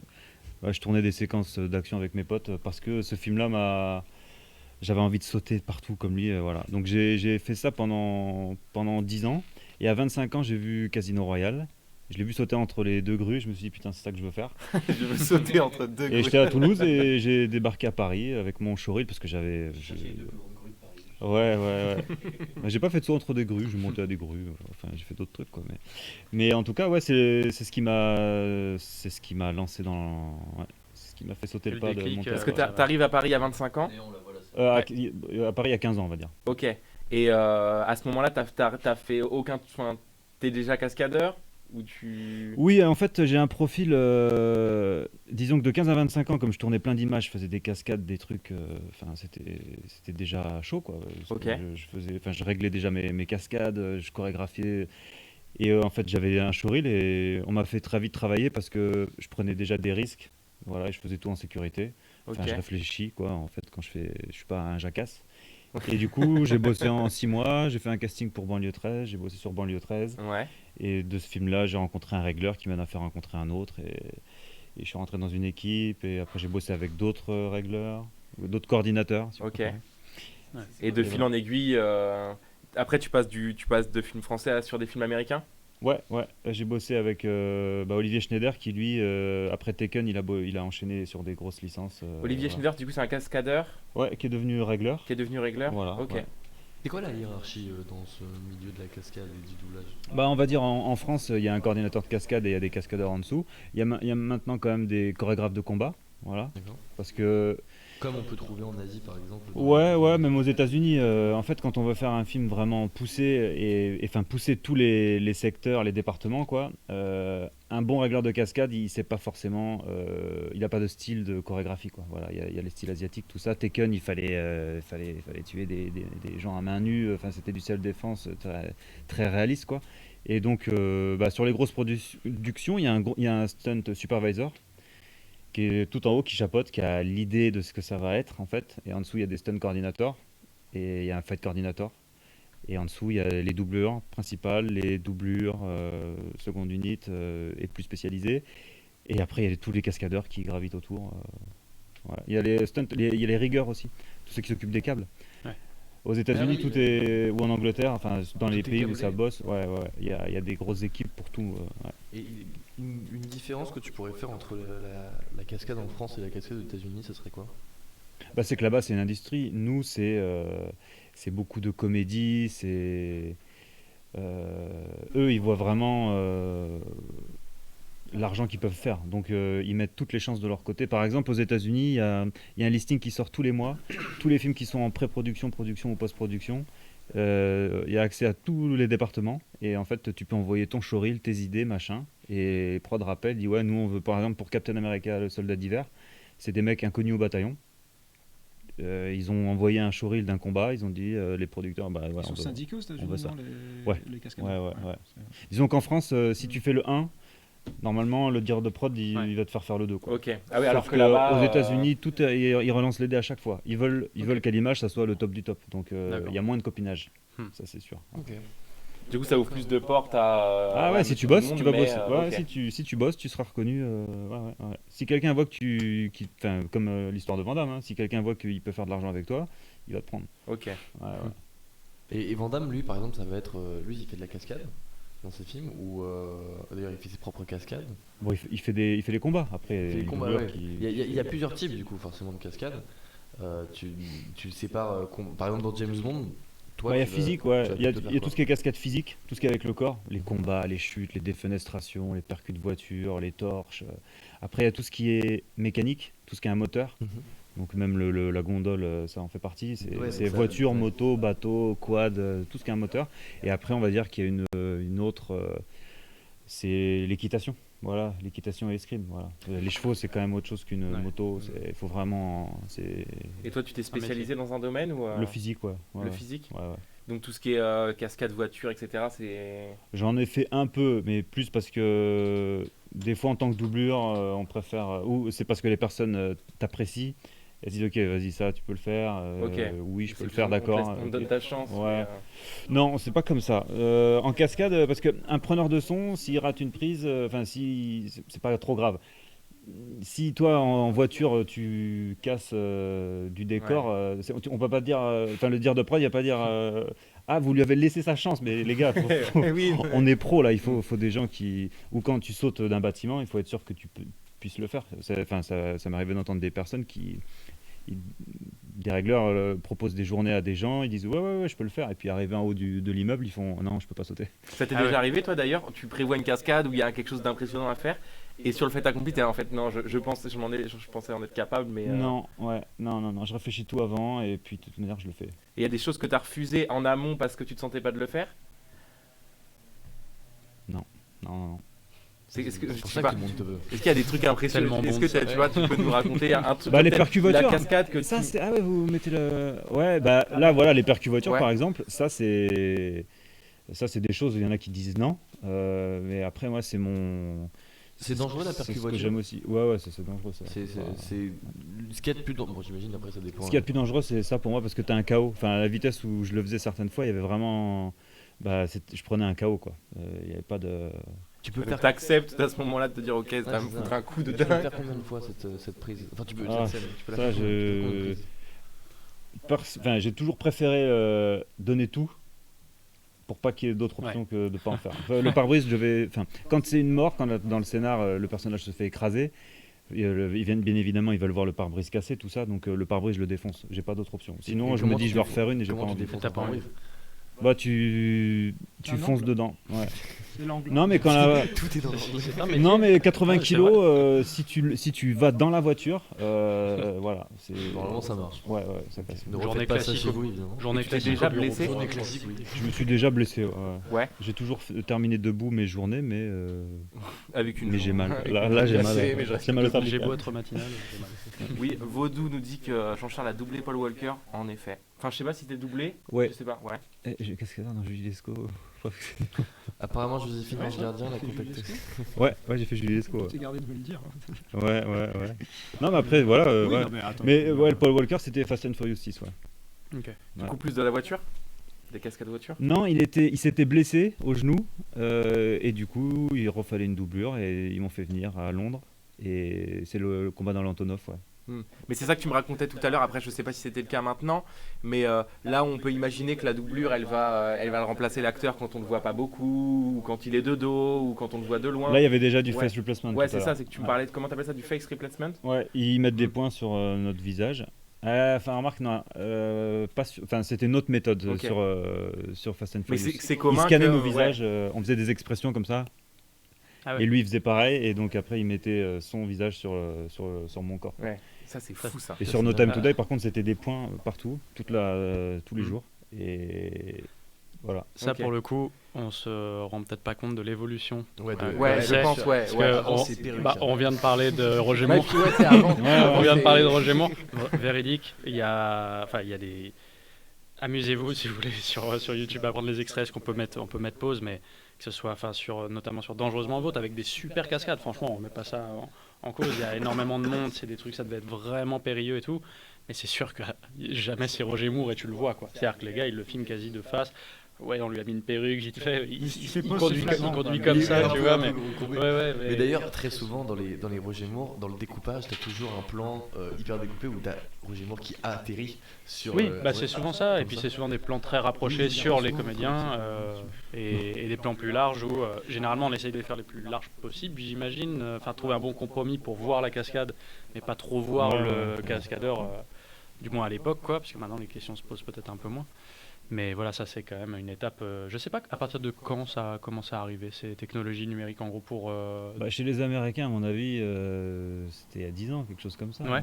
Ah oui, ça fait quand même un moment que c'est. Ouais. Ah, tous les personnages principaux, les cascadeurs ont des. Ouais, c'est du face replacement. Ok. Et comment on fait par exemple pour doubler un mec comme The Rock, imaginons, qui a quand même une. Ah, c'est son cousin qui est. Qui est tout aussi, Ouais, qui est aussi baraque, quoi. Bah, Parce- ouais. quand on fait bien son travail, et quand ça dure longtemps, quand c'est un gros film, quand on est lead double, il faut avoir la même morphologie. Ouais. Et quand on veut aller plus loin, il faut même marcher de la même manière, il faut avoir la même énergie. Faut... Bah, tu me parlais de ça d'ailleurs avant, tu me disais que tu essayes de reproduire au plus possible tous les acteurs que tu vas essayer de. Ouais, c'est ça. doubler, quoi. Ouais. Bah, je regarde Un acteur, ouais, soit il y a- des interviews, soit dans des films. En fait, je découpe les films, je regarde que les passages où il y a que, pas les doublures. Et après, je bosse, quoi. Que du mimétisme. Et ça prend combien de temps pour incarner enfin, d'ailleurs, est-ce que tu considères que tu l'incarnes ou le mot peut-être un peu. Ouais, si, parce que j'ai jamais été. Enfin, quand je double un comédien principal, ou en tout cas, voilà, je fais tout le film, je suis pas moi en fait. Je suis vraiment lui. Je suis vraiment. C'est comme si j'étais enfermé dans un autre corps et je bouge comme le mec, quoi. Il y a un casting de doublure en fait, j'imagine. Pas vraiment. En France, le coordinateur, s'il veut bosser avec toi, ça sera toi. Ouais. Voilà. Ah, Et mais après, si aux physiquement, ça États-Unis, colle pas, ou- ouais, face replacement, ça. Ouais, mais tu vois, je sais pas. Jean-Charles nous avait dit que tu avais aussi fait le doublage de. Ah, Fabrice Eboué. Fabrice Eboué. Oui, Ouais. On se ressemble pas énormément, tu vois. Ouais, mais Doublure de voilà, Fabrice peint, Eboué. une perruque. C'était pas du face replacement. Non, ouais. Mais bon, les budgets français sont pas. Parce que le face replacement, ça coûte Ça 50 000 euros la seconde. je crois. Ah, La seconde. Ah oui, ouais, c'est un autre budget. ouais. Bien sûr. Il y a Thunderbastos qui nous dit en termes de combat, tu maîtrises différents styles de combat. Ouais, j'ai fait plein de choses. Ouais. Stéphane. Stéphane Baga. Non, j'ai commencé par du judo, après j'ai fait de la boxe française, du full contact, du MMA, du Wing Chun, de l'American Kempo. Ouais, je continue à faire ça de temps en temps. Ouais. Voilà, ouais. En fait, là, le but pour moi, c'est de faire de tout. d'être moyen partout. Ok. Voilà. Mais en même temps, tu touches à tout. Mais voilà, comme ça, les gestes, ils reviennent très rapidement. Mais toi, est-ce que tu as fait une formation? C'est que maintenant, il existe des écoles de cascadeurs, j'imagine qu'il a toujours existé. Ouais, mais non. Ouais, t'es pas du tout passé par non, cette école-là. Autodidacte. Autodidacte. J'ai tout un jour, j'ai sauté d'un balcon et je me suis dit, ah putain, je suis trop. C'est trop cool, quoi.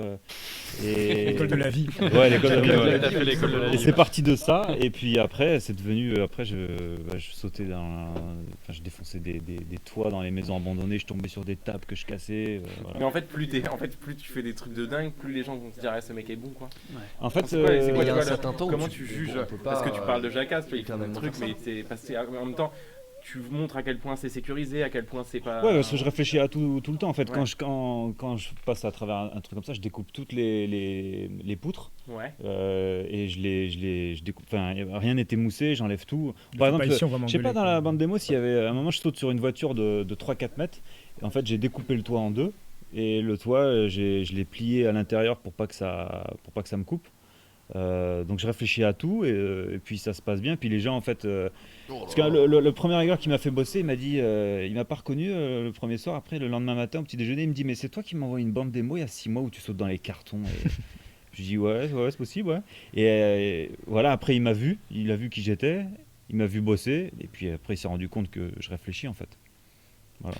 Mais c'est quoi l'âge auquel tu te diras ok Non mais il n'y a pas d'âge. Y a pas d'âge pour ça Tout le monde se dit des trucs dans la vie. Si c'est sécurisé, est-ce que tu penses que tu peux le faire toute ta vie?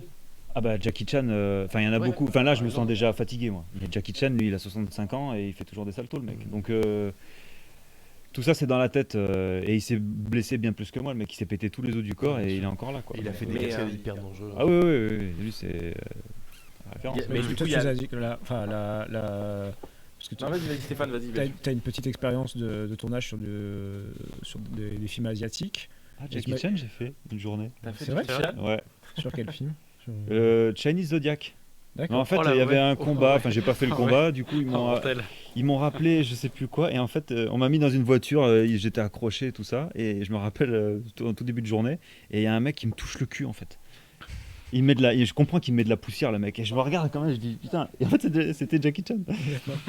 Et ça m'a fait rire. Non mais c'est génial. Mais en fait moi je voulais le placer, parce que pas mal. Je te relance là-dessus parce que on parlait de l'école française, l'école américaine, mais d'après ce que j'ai compris, l'école asiatique est complètement. L'école indienne. L'école indienne notamment, c'est tout autre chose. Quoi. Ou thaïlandaise, ils ont pas le même. Rapport au corps. Ouais, rapport au corps, danger. respect du corps. En fait, quelqu'un qui se blesse en Asie, c'est cool. En France, aux États-Unis, ils veulent pas voir ça. Si quelqu'un est foufou aux États-Unis, il bosse pas. Donc, faut pas te blesser. Alors qu'en Asie, un mec se blesse, il y en a un autre qui est là pour faire la cascade et s'éclater. Voilà. Donc, c'est pas du tout pareil. Oui, c'est presque. C'est blessé, ça veut dire. C'est presque un gage de qualité ou du moins de montrer que tu. Pas de courage en tout cas. De courage, voilà. Sauf valorise ça. Quoi. Les assurances, je pense, c'est pas forcément là.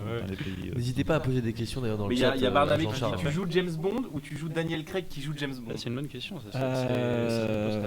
Ça je peux pas parler de ça, mais en tout cas quand tu doubles quelqu'un. Pour n'importe quel rôle quoi. Je le vis à travers lui en fait. Donc tu joues James Bond. Est-ce que tu parles à l'acteur en question? Voilà, est-ce que vous vous mettez d'accord par exemple sur une manière, c'est ça, d'interpréter le personnage, ce genre de choses? Ou c'est plutôt toi dans ton observation Rarement des comédiens m'ont demandé de bouger comme eux. C'est parfait. Mais je le fais parce que c'est mon taf et je le vois comme ça. Tu le vois comme ça. Parce qu'il y en a beaucoup qui n'ont pas un niveau d'exigence aussi du poussé. Tout. Donc notamment en France quoi. Mais moi je fais mon taf le mieux que je peux en fait. Voilà. Je vais pas prendre 20 kilos, mais après, tu m'expliquais aussi que ça t'arrive de prendre du poids en fonction de la. Par rapport au gabarit, oui, c'est sûr, pour entrer dans les fringues et tout, je me rapproche le plus possible pour ressembler au gars, quoi. Et tu as déjà eu des expériences peut-être un peu extrêmes à ce niveau-là, enfin comme certains acteurs font parfois des transformations de poids. Mais Fabrice Eboué, j'avais mangé pas mal parce qu'on était en tenue de catcheur, donc voilà, j'étais comme ça. Avec les épaules et tout, et lui il était plus comme ça. Voilà, et après Paul Walker, j'avais perdu beaucoup parce qu'il est beaucoup plus grand que moi. enfin beaucoup plus grand que moi, il doit faire 1m87, je suis à 1m80. Et du coup, je m'étais dit, pour le doubler, j'aurais toutes mes chances si quand j'envoie des photos, je suis fin, quoi. Donc D'accord, ok. j'avais couru pendant 3 mois. Ça prend combien de temps pour. Enfin, déjà, c'est quoi ta routine pour te tenir en forme et pour. Bah alors maintenant je suis plus cascadeur, mais ouais, je suis né comme ça. Ouais, non, je me suis beaucoup entraîné en fait à faire plein de choses, plein de sports, le parcours, l'escrime, je faisais du BMX, enfin plein de sports, tous les sports les arts martiaux, tout ce que l'escalade, tout ce qui est possible et inimaginable à faire dans un film, du roller, parce qu'il y a tout, dans les scénarios il y a tout. Hein, La machine à laver, on l'a vu dans ta. Oui. L'apnée, j'en ai fait un peu. Ouais, j'en ai fait un peu. Ah putain, ouais, c'est vrai que l'apnée c'est dur. Apnée, ça demande, j'imagine, quand même une spécialisation un petit peu Ouais, c'est particulière. dur. L'apnée, ça doit être dur. En fait, j'avais bossé sur un film en Allemagne. Ils avaient pris que des mecs qui étaient bons en apnée. Et moi, ils m'avaient pris parce que j'étais bon sur d'autres trucs. Mais c'était pas l'objet du film du tout. On était des Navy Seals. Ouais. Et donc, on s'entraînait à bouger comme eux. On était avec un rebreather, donc on n'avait pas des bouteilles, donc on soufflait notre propre air dans de la chaux. Et on devait juste respirer comme ça. Oula. Et faire plein de trucs sous l'eau, machin, hein. Et donc c'était pas mon truc, quoi. Et je me rappelle, on avait fait un test, et donc on était dans une piscine, donc on descend avec le rebreather, on l'enlève, on ferme tout, on le pose, et donc là, à partir du moment où on l'a fermé, on n'a plus d'air, quoi. Et tout le truc, faut l'enlever, le poser, tout ça. Et après, on se regarde et tout, et je me rappelle, ça prend déjà, je sais pas, 30 secondes, quoi. Et donc après, on devait tous échanger et faire tout le tour de la piscine. Et je me rappelle, eux, ils partent doucement comme ça. Et moi, je fais genre comme eux, je suis à leur vitesse, je dépasse personne, quoi. Et à la moitié, enfin à l'autre angle du carré, en fait, moi, j'ai plus d'air, quoi. Et donc, j'ai foncé pour reprendre mon truc. Et ouais. Et donc, c'est pas évident d'être un minimum bon partout. Mais quand t'es doublure principale, il faut quand même être bon partout, sinon. La sécurité, c'est toi qui l'as fait, c'est toi qui l'organise, ou il y a des gens qui sont là pour ça à côté? Ah bah le coordinateur de cascade, les assistants, ils sont là pour s'occuper de ça. Ouais. Si Après, si un accident, c'est lui qui va être. Non, je crois que c'est le dire de prod. Ouais. Ah ouais. D'accord. C'est celui qui signe le chèque. Ouais, ok. Mais tout le monde va regarder le régleur de cascade. Voilà. Ouais. Après, moi, je préfère me regarder. Parce que quand on te dit, ouais, ça va, tu le sens, tu peux le faire. Après, en termes d'install, si c'est du câblage et tout, bah, toi, tu peux pas vérifier si les poulies elles sont tombées ou pas avant. Voilà. Tout dépend de l'erreur ou l'accident en Ouais. question. Ça, Mais plein de fois, les erreurs sont humaines. Bah. Et plein de fois, le cascadeur, il aurait pu dire, moi, je le sentais pas. Et ça, voilà. T'as déjà fait des cascades que tu sentais pas? Ah bah, plein de fois, ouais. Je le sentais pas, mais je les ai faites. Et j'imagine qu'il y a quand même une. Parce que là tu me dis de manière très calme, la personne vient vers toi en te disant oui, si tu veux pas le faire, ne le fais pas. Mais j'imagine quand même qu'il y a quand même une grosse pression et que le choix est pas aussi simple que ça. Après, peut-être que je me trompe. Le choix, c'est-à-dire. Le choix de faire la cascade ou pas. J'ai l'impression que tu es au-dessus du toit, tu dois sauter sur l'autre toit. Tu la sens, toi tu la sens moyen, mais tu as toute une équipe qui te regarde et qui t'attend. Non, mais tout ça, je l'ai réglé avant dans ma tête. Enfin, les percus voitures, non, parce que c'est quelque chose de. Enfin, c'est vraiment. C'est tellement énorme que tu vas pas. Enfin, c'est un KO. Tu prends un KO quand tu tapes quand la voiture te tape. Tu prends un KO et il faut vraiment être sur le coup. Il faut avoir la rage de s'en sortir pour pouvoir voir où le sol est, où toi tu es, si tu vas taper la tête ou quoi. Elle est à combien de kilomètres/h la voiture quand elle te rentre dedans? Le max que j'ai fait, moi, c'est 40. Oh, c'est énorme. Ouais. Ça me paraît énorme. T'as des protections à ce moment-là, c'est quoi? Ouais, des fois tu peux même avoir les épaules, mais sinon t'as minimum les genoux, les hanches, les coudes, la dorsale. Ouais, voilà. okay. Et des fois tu peux avoir les épaules, mais des fois quand t'as pas le bon costume, des fois ça m'est arrivé une fois, je me voyais avec le pull qui était trop serré, j'ai dit non, mais je mets pas les épaules, quoi. Voilà. Ah, t'as accepté de moins te protéger Ouais. Okay. Ouais, parce que c'est ma passion. Donc voilà, quand tu disais ça, pour moi, une cascade, je le fais pour l'image, quoi, pour que les gens ça les fasse rêver, quoi. Et je les règle dans ma tête. Je sais qu'on me dit, ah, tu vas tomber dans cet escalier, je demande des photos et tout, et je la règle dans ma tête. Et quand j'arrive, je la fais, on va dire. Voilà, elle a déjà été faite, j'en ai rêvé, tout ça. Ouais. Après, j'ai peur la plupart du temps. Hein. Ouais, j'imagine un peu d'appréhension forcément. Ah ouais, non, mais c'est de la peur. Hein. Franchement, il y a des trucs où t'as peur, quoi. Mais... T'as une anecdote, la cascade qui t'a le plus marqué ou la plus impressionnante ou la... Bah, c'est les percus-voitures. C'est les percus-voitures, ouais. c'est pas un soin. Il y en a une, un avion de machin, de trucs. J'ai une question. Est-ce que les cascadeurs ont leur cascade qu'ils adoreraient faire, le rêve, la cascade de rêve? Oh, je pense, ouais. Toi, t'en as une ou pas?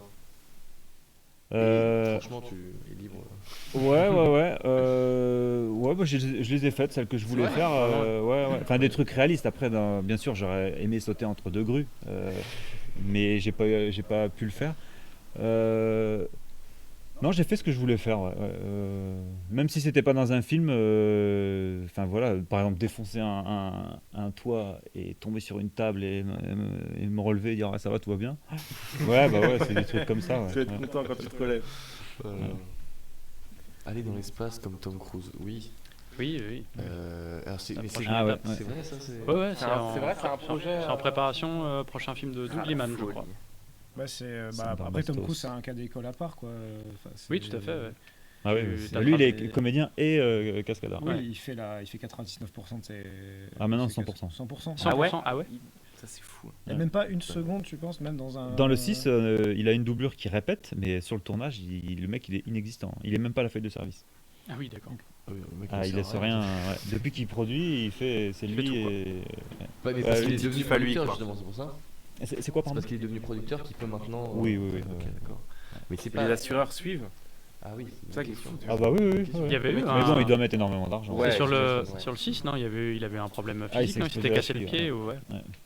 Là, t'as interruption complète de tournage et tout ça. Ah bah ça décale tout le plan de travail. Ouais. Et par exemple, quand tu vois une cascade, alors moi on m'avait dit que c'était Tom Cruise qui l'avait faite, elle m'avait vachement impressionné. C'est la cascade où il est accroché à l'avion qui décolle dehors là. Ouais, mais ça, enfin, ouais, cette cascade. Attaché, ça va ça va. Non, mais elle est impressionnante, mais n'importe qui dans cette pièce peut le faire en fait. Alors, permets-moi d'en douter. Ouais, mais enfin, je veux dire, tous les gens qui font de la chute libre, ils sautent bien l'avion. Voilà, c'est pas. Ouais, oui. Non, mais il y a rien. En fait, il était sécurisé. C'est impressionnant, mais il va pas se blesser en fait. Okay. Même si il s'évanouit en fait. Il s'en sort. Rien, quoi. Si tu t'évanouis quand une voiture arrive, ça va mal se passer. Quoi. Ouais. Okay. N'importe quelle autre cascade, tu peux te faire mal. Enfin, il a fait beaucoup plus de choses beaucoup plus impressionnantes. Voilà, plus techniques et puis plus dangereuses. Ouais. Parce que là, à part prendre un oiseau ou aller un peu de kérosène dans les yeux, et, voilà, il avait des lentilles. C'est plus cher. Mais ce truc d'aller dans l'espace, c'est quoi le... C'est un peu pour vendre, c'est très marketing. De toute façon, il y a forcément de la com derrière. Oui, la part Tom Cruise, maintenant, c'est aussi la grosse com le prochain Mission Impossible. C'est Tom Cruise qui fait tout. Oui. Là, c'est Edge of Tomorrow. Hein. Edge of Tomorrow. Ah, c'est pas la Mission Impossible, c'est Edge of Tomorrow. Non, c'est pas pour Mission Impossible, mais je savais pas que c'était la suite de. C'est la suite d'Edge of Tomorrow. Avec Doug Liman, ils vont. D'accord. Ok. Ça c'est fou. Ah bah ça dingue. Et tu disais que t'es plus cascadeur maintenant. Ouais. Enfin, on discutait tout à l'heure et tu disais justement de l'après. Tu parlais de la réalisation de ses rêves, etc. Non pas qu'après on peut revenir sur ton projet cascade, etc. C'est juste que j'ai envie d'en parler là. Ouais. Oui, bah c'est vrai. Ouais. Tu veux parler d'un rêve. Ouais, c'est ça. Bah disons que oui. D'un rêve, etc.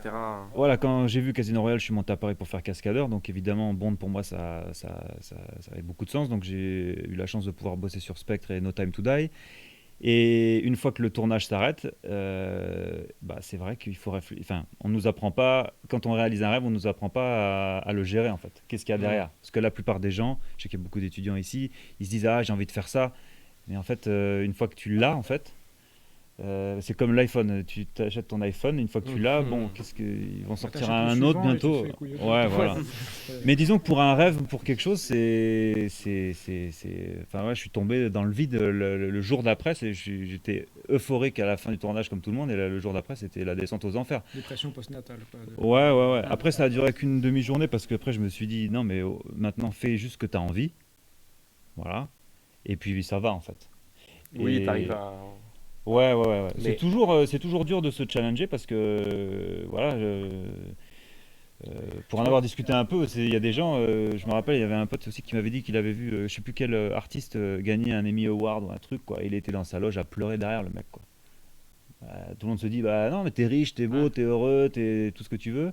Non, en fait. T'es arrivé au bout du chemin, Ouais, quoi. t'arrives à un vrai bout, quoi. Alors que quand tu cours derrière un truc, tu te dis, je cours derrière un truc, quoi. Mais une fois que tu l'as, c'est vraiment chaud, quoi. Donc du coup, maintenant, je fais ce qui me plaît et maintenant, je réalise des séquences d'action. Je travaille pratiquement plus dans le cinéma. Je prends tout mon temps, là, ça fait 1 an et demi. Depuis la fin de No Time to Die que je bosse sur ça, voilà. Et puis envie de... Parce que j'imagine que tes expériences là sur No Time to Die ou Spectre, ça t'a pas ouvert des portes, tu vois. T'aurais pu avoir l'occasion de retravailler sur les productions américaines. J'ai pas choisi le... T'en avais plus envie, quoi. Ouais, non, ouais, j'avoue. Ouais. Je me non, posais changé, la question notamment sur les autres postes que tu as pu voir du coup pendant toutes ces années, comme coordinateur de cascade ou d'autres postes, mais ça t'a pas, ces expériences-là t'ont pas forcément donné envie d'aller plus vers ça, ou réalisateur de seconde équipe par exemple. En fait, ce qui m'intéresse maintenant, aussi j'écris, je passe un tiers de mon temps, on va dire, à écrire des livres pour enfants de philosophie, de développement personnel, pour apporter quelque chose au monde. Parce que là, je suis mort, j'ai fait 150 films, je suis mort et j'ai tué je sais pas combien de personnes. Et j'ai pas l'impression d'avoir amené la paix dans le monde, quoi. Voilà. Donc maintenant, si je réalise, là, je vais faire un peu de seconde équipe parce que je vais pas réaliser un film comme ça direct, mais ça va me faire monter de poste en fait. Et un jour, je pourrais faire ce que je veux dans les films, écrire les films et partager des idées, des choses inspirantes dans les films, quoi. Mais même dans les scènes d'action, maintenant, j'essaie d'y mettre de la compassion, quoi. Pas le gentil qui tue le méchant, tout ça. C'est quoi ta scène d'action? Ça fait une bonne transition en plus. C'est quoi ta scène d'action, toute époque confondue, où vraiment c'est ta préférée, mais pas forcément parce qu'elle est hyper bien réalisée, mais plutôt parce que c'est vraiment... Elle a du sens. Elle a du sens, ouais. Qu'est-ce qui pour toi est une bonne scène d'action? Casino Royale, c'est sûr que la poursuite du départ, c'est deux énergies différentes, c'est super bien. Il y a un chat qui se balade et l'autre, il y a une brute qui défonce tout. C'est génial de pouvoir se déchaîner comme ça, à courir. Et il y a tout dans cette séquence en termes de cascade. Ils ont tout mis dedans, quoi. Ils sont forts. Quand il arrive avec le bulldozer. Après il prend un truc. Ce que ça caractérise, c'est là aussi où l'écriture joint justement la cascade, etc. C'est que ça caractérise très bien les personnages, quoi. C'est très visuel en plus, quoi. Tu le comprends tout de suite, quoi. T'en as un qui est plus sur l'esquive, la vitesse, l'agilité. L'autre, il va prendre un bulldozer, il va tout casser, quoi. Mais comme tu disais, c'est fou, ça reste ça c'est un peu comme Terminator, ça vieillira jamais, ça. Cette séquence-là. Tout le monde en parle. C'est vrai que c'est une séquence qui a vraiment marqué les esprits, la saga. Qui plus est pour le James Bond de la refonte, quoi. Ça faut quand même. Voilà, on parlait tout à l'heure de Meurt un autre jour, qui a amorcé la bascule Pierce Brosnan, Daniel Craig. On passe d'une voiture invisible et de séquences en kitesurf sur fond vert et tout à ça, quoi. Ça, c'est du réel tout le temps. Exactement. C'est vraiment. Là, on est sur du. Enfin, c'est un choc au moment de la sortie. En salle, c'était un truc de dingue. Et donc Martin Campbell a réalisé GoldenEye et Casino Royale, et l'action est toujours super bien filmée. Et tu penses que c'est le réal qui choisit ces scènes d'action? Ouais. Il sent parce que regardez tous les films de Martin Campbell, l'action à chaque fois. Parce que le mec a un passif dans la cascade ou parce que... Non, il s'entoure des bonnes personnes en fait. Ouais, c'est ça, c'est qu'il est conseillé... Et qu'il se pose, je pense, juste les bonnes questions avec une simple scène d'action, qu'est-ce qu'on peut raconter dans cette scène? En soi, c'est une scène d'action est une petite hisire avec son début, son milieu de fin. Là, on le voit super bien. Comme tu disais, c'est deux énergies complètement différentes entre un chat et une grosse brute. Il y a un moment, je sais pas si on l'a passé, où le type qui poursuit passe dans une petite lucarne en sautant comme un chat, et lui passe à travers le mur. Il défonce le mur en fait. Et il a su deviner que c'était du plâtre avant, enfin bref, il est balèze. Mais et tu peux raconter des trucs. C'était, de mon expérience que j'ai eue avec toi sur D3, c'était hyper intéressant de voir justement comment se pense on veut faire une bagarre. Comment on l'a fait? Lui, lui c'est un fauve. Lui, ou un androïde, tout ça. Là, on parlait des androïdes. Il y en avait un, justement, c'est un androïde, il doit être froid et méthodique. L'autre, il n'est plus trop androïde, donc il doit être un... Et c'était... c'est quelque chose de passionnant. C'est pour ça que je pense qu'il y a... des films comme de Martin Campbell marche même auprès d'un public qui n'aime pas trop spécialement le cinéma d'action parce que l'action raconte quelque chose, quoi. Oui, il y a un à côté Voilà. quand même. Enfin, oui, il y a un... Mais je sais pas, je me dis, ça veut dire que mais sans parler de cet aspect mise en scène ou de l'action qui a un sens, le mec il pense la scène d'action. Bien Ça veut sûr. dire que le mec à un moment il a écrit, le gars il va sauter Bah, d'une c'est- grue à l'autre, quoi. Tout à fait. Et puis, en fait, c'est un travail d'équipe, de toute façon, de A jusqu'à Z. Donc, t'as dès le script, déjà avoir de l'inventivité en termes de scène d'action. Ouais, c'est ça Mais que je trouve dingue, quoi. Pour revenir sur Martin Campbell, parce que là, je me suis refait GoldenEye, mais avec les commentaires de Martin Campbell et de Michael G. Wilson, le producteur, un des producteurs. C'est vrai que par moment, quand on est très critique, quand on veut être critique avec un film, on mentionne tout de suite le réalisateur, quoi. Ah ouais, mais lui, c'est un peintre, machin, il sait pas faire et tout. Il faut aussi savoir quand même les honorer quand il faut. Et Martin Campbell, pour le coup, ça paraît tout bête, mais par exemple, quand il parle des scènes d'action, il storyboard tout. Mais genre tout au millimètre, quoi. Et il s'entoure de gars super calés. Il rend hommage au storyboarder de GoldenEye, tout ça. Et il dit, franchement, on lui demande, enfin le producteur lui dit, c'était compliqué pour toi à tourner. Il fait, mais pas tant que ça en vrai, parce que en fait, Ouais, on c'est s'entoure, pas comme tu très disais tout à l'heure, des meilleurs à Le chaque plus poste. compliqué, c'est la préparation. C'est ça. Surtout chez Bond, hein. Ils prennent vraiment les cadors de chaque. Ouais. De chaque ouais. Alors après, oui, il peut y avoir des accrochages. D'ailleurs, il y en a un dans GoldenEye. Ils ont dû, c'est une petite anecdote marrante où il y a une course-poursuite entre la Stone et la Ferrari au début du film. Et Ferrari leur avait prêté la Ferrari de Xenia pour une journée, je crois. Ah, ouais. Et ils ont pété, ils ont eu un accident. Ils ont pété la Ferrari, ils se sont retrouvés dans une merde noire. Et ils avaient en gros une nuit pour réparer la caisse, quoi. Et ils ont appelé tous les garagistes possibles, les réparateurs. On a lâché genre 30 000 ou 50 000 dollars ou je sais pas quoi pour réparer la bagnole en urgence dans la nuit et tourner la suite rapidement le lendemain, quoi. Mais voilà, tout ça pour dire que, en tout cas pour Martin Campbell, c'est très storyboardé et c'est très précis, quoi. C'est marrant ce que tu dis. Ils avaient qu'une seule voiture, qu'une seule Ouais, Ferrari. la Ferrari, ouais. Quand tu regardes sur Spectre, ils ont la DB11 qui n'existe que pour Spectre. Ouais. Ils en ont 5. Ah ouais, Une scène qui est juste. Ça dépend, ouais, j'imagine, de chaque prod et tout. Sur GoldenEye, ils disaient ils avaient qu'une Ferrari, les BMW, parce c'est la première fois il y a eu le partenariat, ils en avaient 2, c'était des prototypes. BMW avait dit mais là, celle-là, vous n'avez pas le droit à l'erreur, quoi. Genre il y a la moindre égratignure, on est dans la merde, mais complet. Il y avait des photographes forcément qui venaient pour paparazzi, tout ça. Il fallait pas faire fuiter le design de la bagnole. Enfin, c'est plein de problématiques auxquelles on pense pas du tout au moment de regarder le film et tout. Mais ouais, c'est d'autres problématiques un peu peut-être qui nous semblent éloignées et tout, mais qui, pour tout cet univers-là, de la cascade au directeur de production, tout ça, ça doit être tellement difficile, quoi, d'avoir tout ça à gérer, quoi. Ah, Mais d'ailleurs, du coup, tu parles de vision qu'on porte sur quelque chose. Je sais pas, tu vois, par exemple, je regarde cet extrait de la scène de cascade, etc. J'imagine que toi, ton regard sur cette scène est totalement différent. Mais est-ce que, je sais pas, tu ça me dis, fait rêver. tu te dis, putain, j'ai cette toujours cascade, les- je l'estime parce qu'elle est super dure à faire. À la sécu, ça a dû se passer comme ça. Ou, tu vois, je me dis quel regard tu portes sur ces trucs. C'est aussi le fait que ce soit bien filmé puis qu'on y croit grave, quoi. Ouais. Franchement, ça La monte en lisibilité tension, de- il monte jusqu'en haut de grue, après il saute de grue et tout, c'est fou. Ouais, il y a cet aspect que tu respectes dans la mise en scène. Et en plus de ça, il y a ce truc de les cascades sont bien ficelées. Ah, et c'est bien c'est réalisées. bien filmé et on voit que c'est en réel en fait. C'est pour ça que ça reste, tout le monde en parle. Des gens ils vont regarder Fast and Furious, ils vont se rappeler de rien en fait. Bah, c'est Alors ça, que là justement. tout le monde se rappelle de ça, mais parce que les gens en fait ils s'en rappellent parce que c'est des humains qui l'ont fait. Ouais, en fait. c'est des mecs qui font vraiment. C'est ces pas des trucs-là. VFX. Bon, Ok. maintenant, les VFX, ils commencent à être vraiment bons. Mais ça, les gens se sont dit, putain, les gens ont pris des risques en fait. Et c'est Il y ça a vraiment qui- un moment un mec qui est passé entre les deux grues.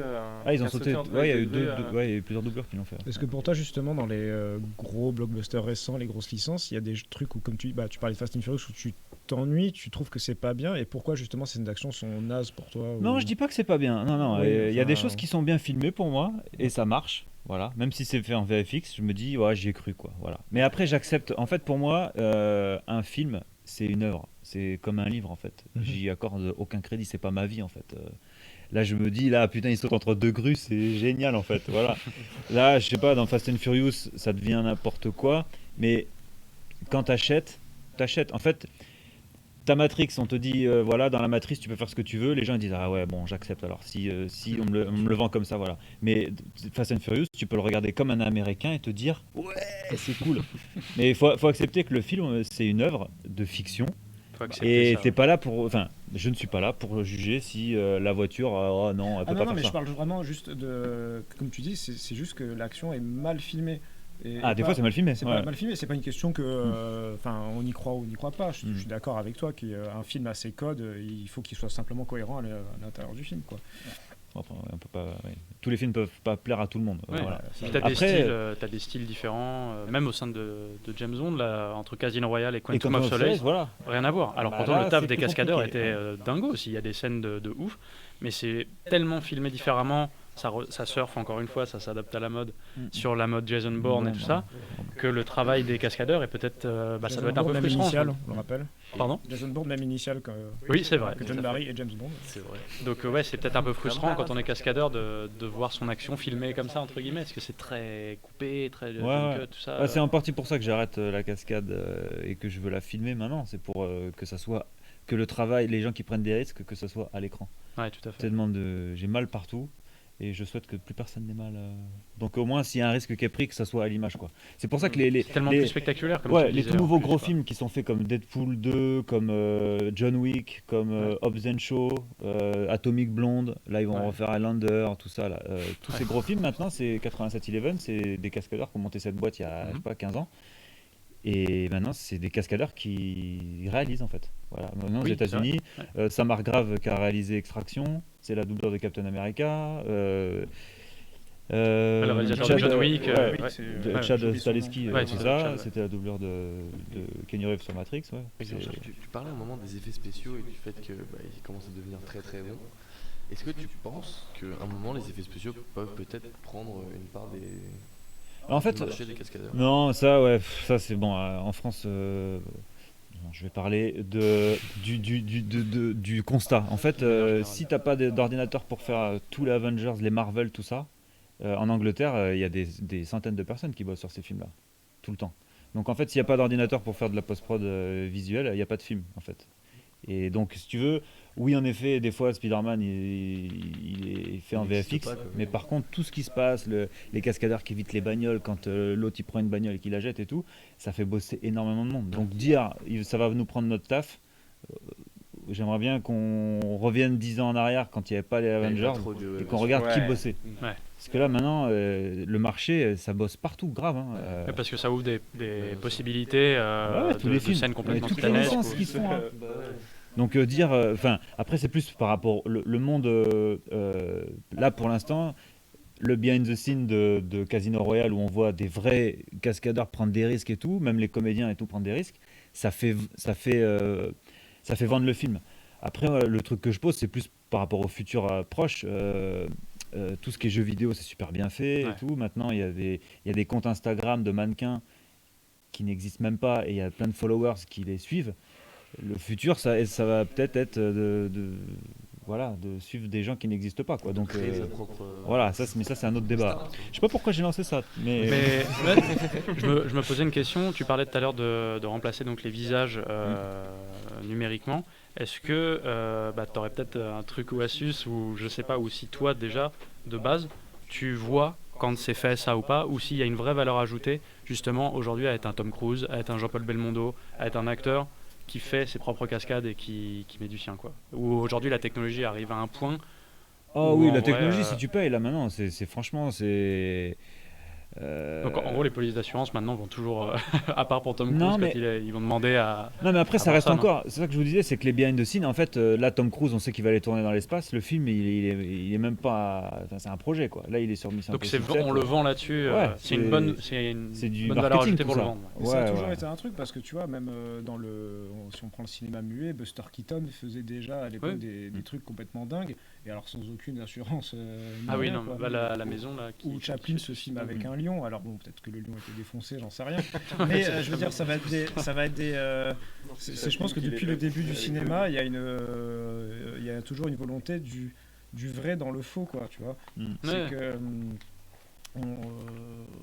Voilà, enfin, on parle de tous ces cascadeurs, comme tu dis, Belmondo, on sait qu'il a tout fait, ou Tom Cruise. Même, tu vois, John Wick a une grosse com sur le fait que Keanu Reeves apprend énormément à manier les exactement, armes. Alors qu'il a une doublure qui fait tout le reste. Non, qui fait tout le reste. Il fait les combats quand même, mais tout le reste, voilà, il y a une doublure.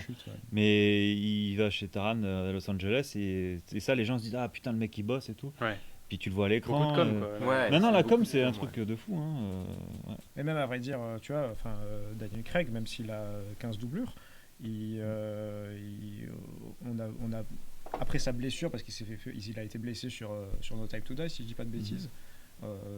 Les comptes Instagram republier des trucs où il retourne à la salle et regardez, il a 53 ans et il se rebat, quoi. Mais oui, Pierre. Tu as le mot de la fin, Stéphane, vas-y. Le mot de la fin. Non, mais maintenant, finis ce que tu étais en train de dire. J'ai fini. Juste ne relançons pas parce que fini, les batteries de caméra se vident. J'ai et l'heure fini. tourne. Est-ce qu'il y a des questions? 2 heures merveilleuses. Écoute, non, plus tellement. Gareth Evans, le boss, on peut parler de Ouais. Gareth Evans, Evans, Ah oui, non, il y avait ça, c'était sur Akira Kurosawa. C'est de ça vous parlez? Les acteurs sont censés faire leur cascade eux-mêmes, c'est une question d'honneur. Oui, une question. Ouais, ce dont tu parlais tout à l'heure. Je ne connais pas. On parle du Japon et du Japon d'il y a 40-50 ans. Donc ça. Je sais pas si tu sais quelque chose là-dessus. Non, mais sur l'honneur. En tout cas, sur l'honneur qu'il y avait à faire des cascades parfois peut-être très dangereuses. Après, ça aide aussi les comédiens, des fois. Parce que quand tu as un comédien qui voit sa doublure arriver et tout le monde est là, putain, la doublure, c'est bon, elle va pouvoir faire le truc. Quand on a un lead, notamment sur les grosses licences, le comédien, il tient tout le film pendant 1 an, quoi. Et quand il n'arrive pas à faire un truc, potentiellement, ça n'aide pas, quoi. Donc, c'est ça, quand on est doubleur, faut être. Profil bas un peu quand même. Oui. On parlait de notre idole Roger Moore, qui sur ses derniers films, comme tu dis, peut-être qu'il joue que 10 minutes dans le film, parce qu'on le voit à 58 ans, même s'il porte bien pour son âge. Cut, il fait une roulade, on sait très bien que c'est pas lui. Cut, et il se remet très bien. Voilà. Et donc je pense que c'est l'école. Tout son tournage, ça devait être des hop, je finis la chute ou des. L'école Steven Seagal maintenant on appelle depuis 15 ans, qui est là sans être là dans les films. Il y a la doublure. Ou Vin Diesel même, non? Ah, Vin Diesel aussi. Je sais pas. Il fait possible ses doublures. Enfin, il fait ses cascades de Vin Diesel. Oh non, il a une doublure qui fait. Oh non, en plus c'est même pas un Bon, écoutez. Ce fut fort intéressant. C'était cool. Ouais. Merci Jean-Charles d'être venu. Merci beaucoup. Écoute, dites-nous dans le chat si ça vous a plu. En tout cas, c'était un très bon moment qui aurait pu durer, je pense, 2 heures de plus. Mais c'est vrai qu'on est un peu obligé de regarder la montre toujours. Comme James Bond, la montre est importante chez James Bond. Qui a son Omega ici? Ça c'est cool. Merci Antoine d'être venu. Merci pour l'invitation, merci beaucoup. Merci Stéphane, merci de ta 3e participation.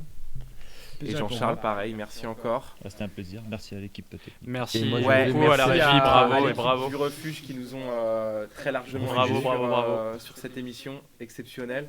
C'est quand votre prochaine émission, les gars? C'est pas prévu. Écoutez, ça c'est de la com. Prochaine émission. C'est jeudi prochain, 20h30. La partie 2 de l'émission de James Bond. Non, écoutez, suivez le BD Ezek sur Instagram pour avoir plus d'informations sur la prochaine émission du refuge.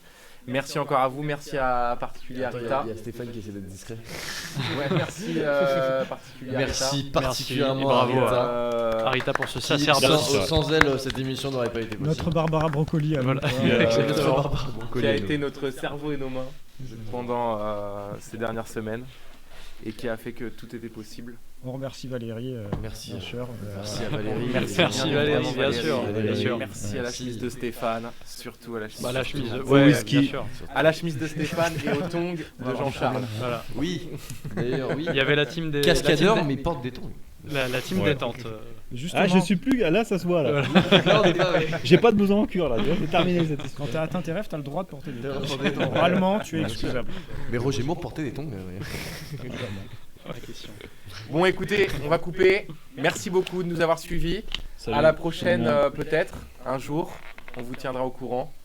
Et merci encore. Merci. Voilà. Merci à vous.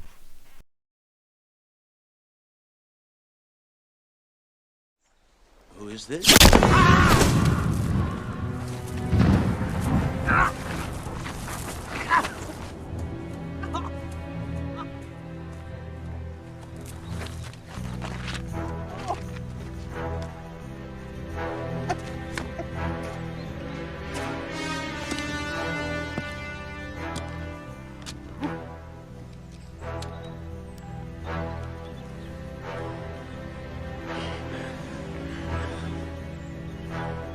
The name's Bond. James Bond. Putain, ça c'est inconvénient. J'ai du son. J'ai évidemment, je remercie Balthazar. Mon Je suis vraiment touché. Là, on a une bromance. Merci beaucoup. Merci à toi pour avoir créé cette émission. Merci beaucoup. Et je crois qu'on demande Rita à l'image. Oui. Vous auriez pu laisser une place à Rita. Qu'elle voulait venir, qu'elle aurait dû venir. Ah, on aurait pu laisser une place à Rita. Bah écoutez, on lui a proposé, hein, mais elle a pas voulu. Elle a refusé. De pas être associée à James Bond. Exactement. Mais merci malgré tout à elle. Et au revoir, merci beaucoup. beaucoup. Salut à tous.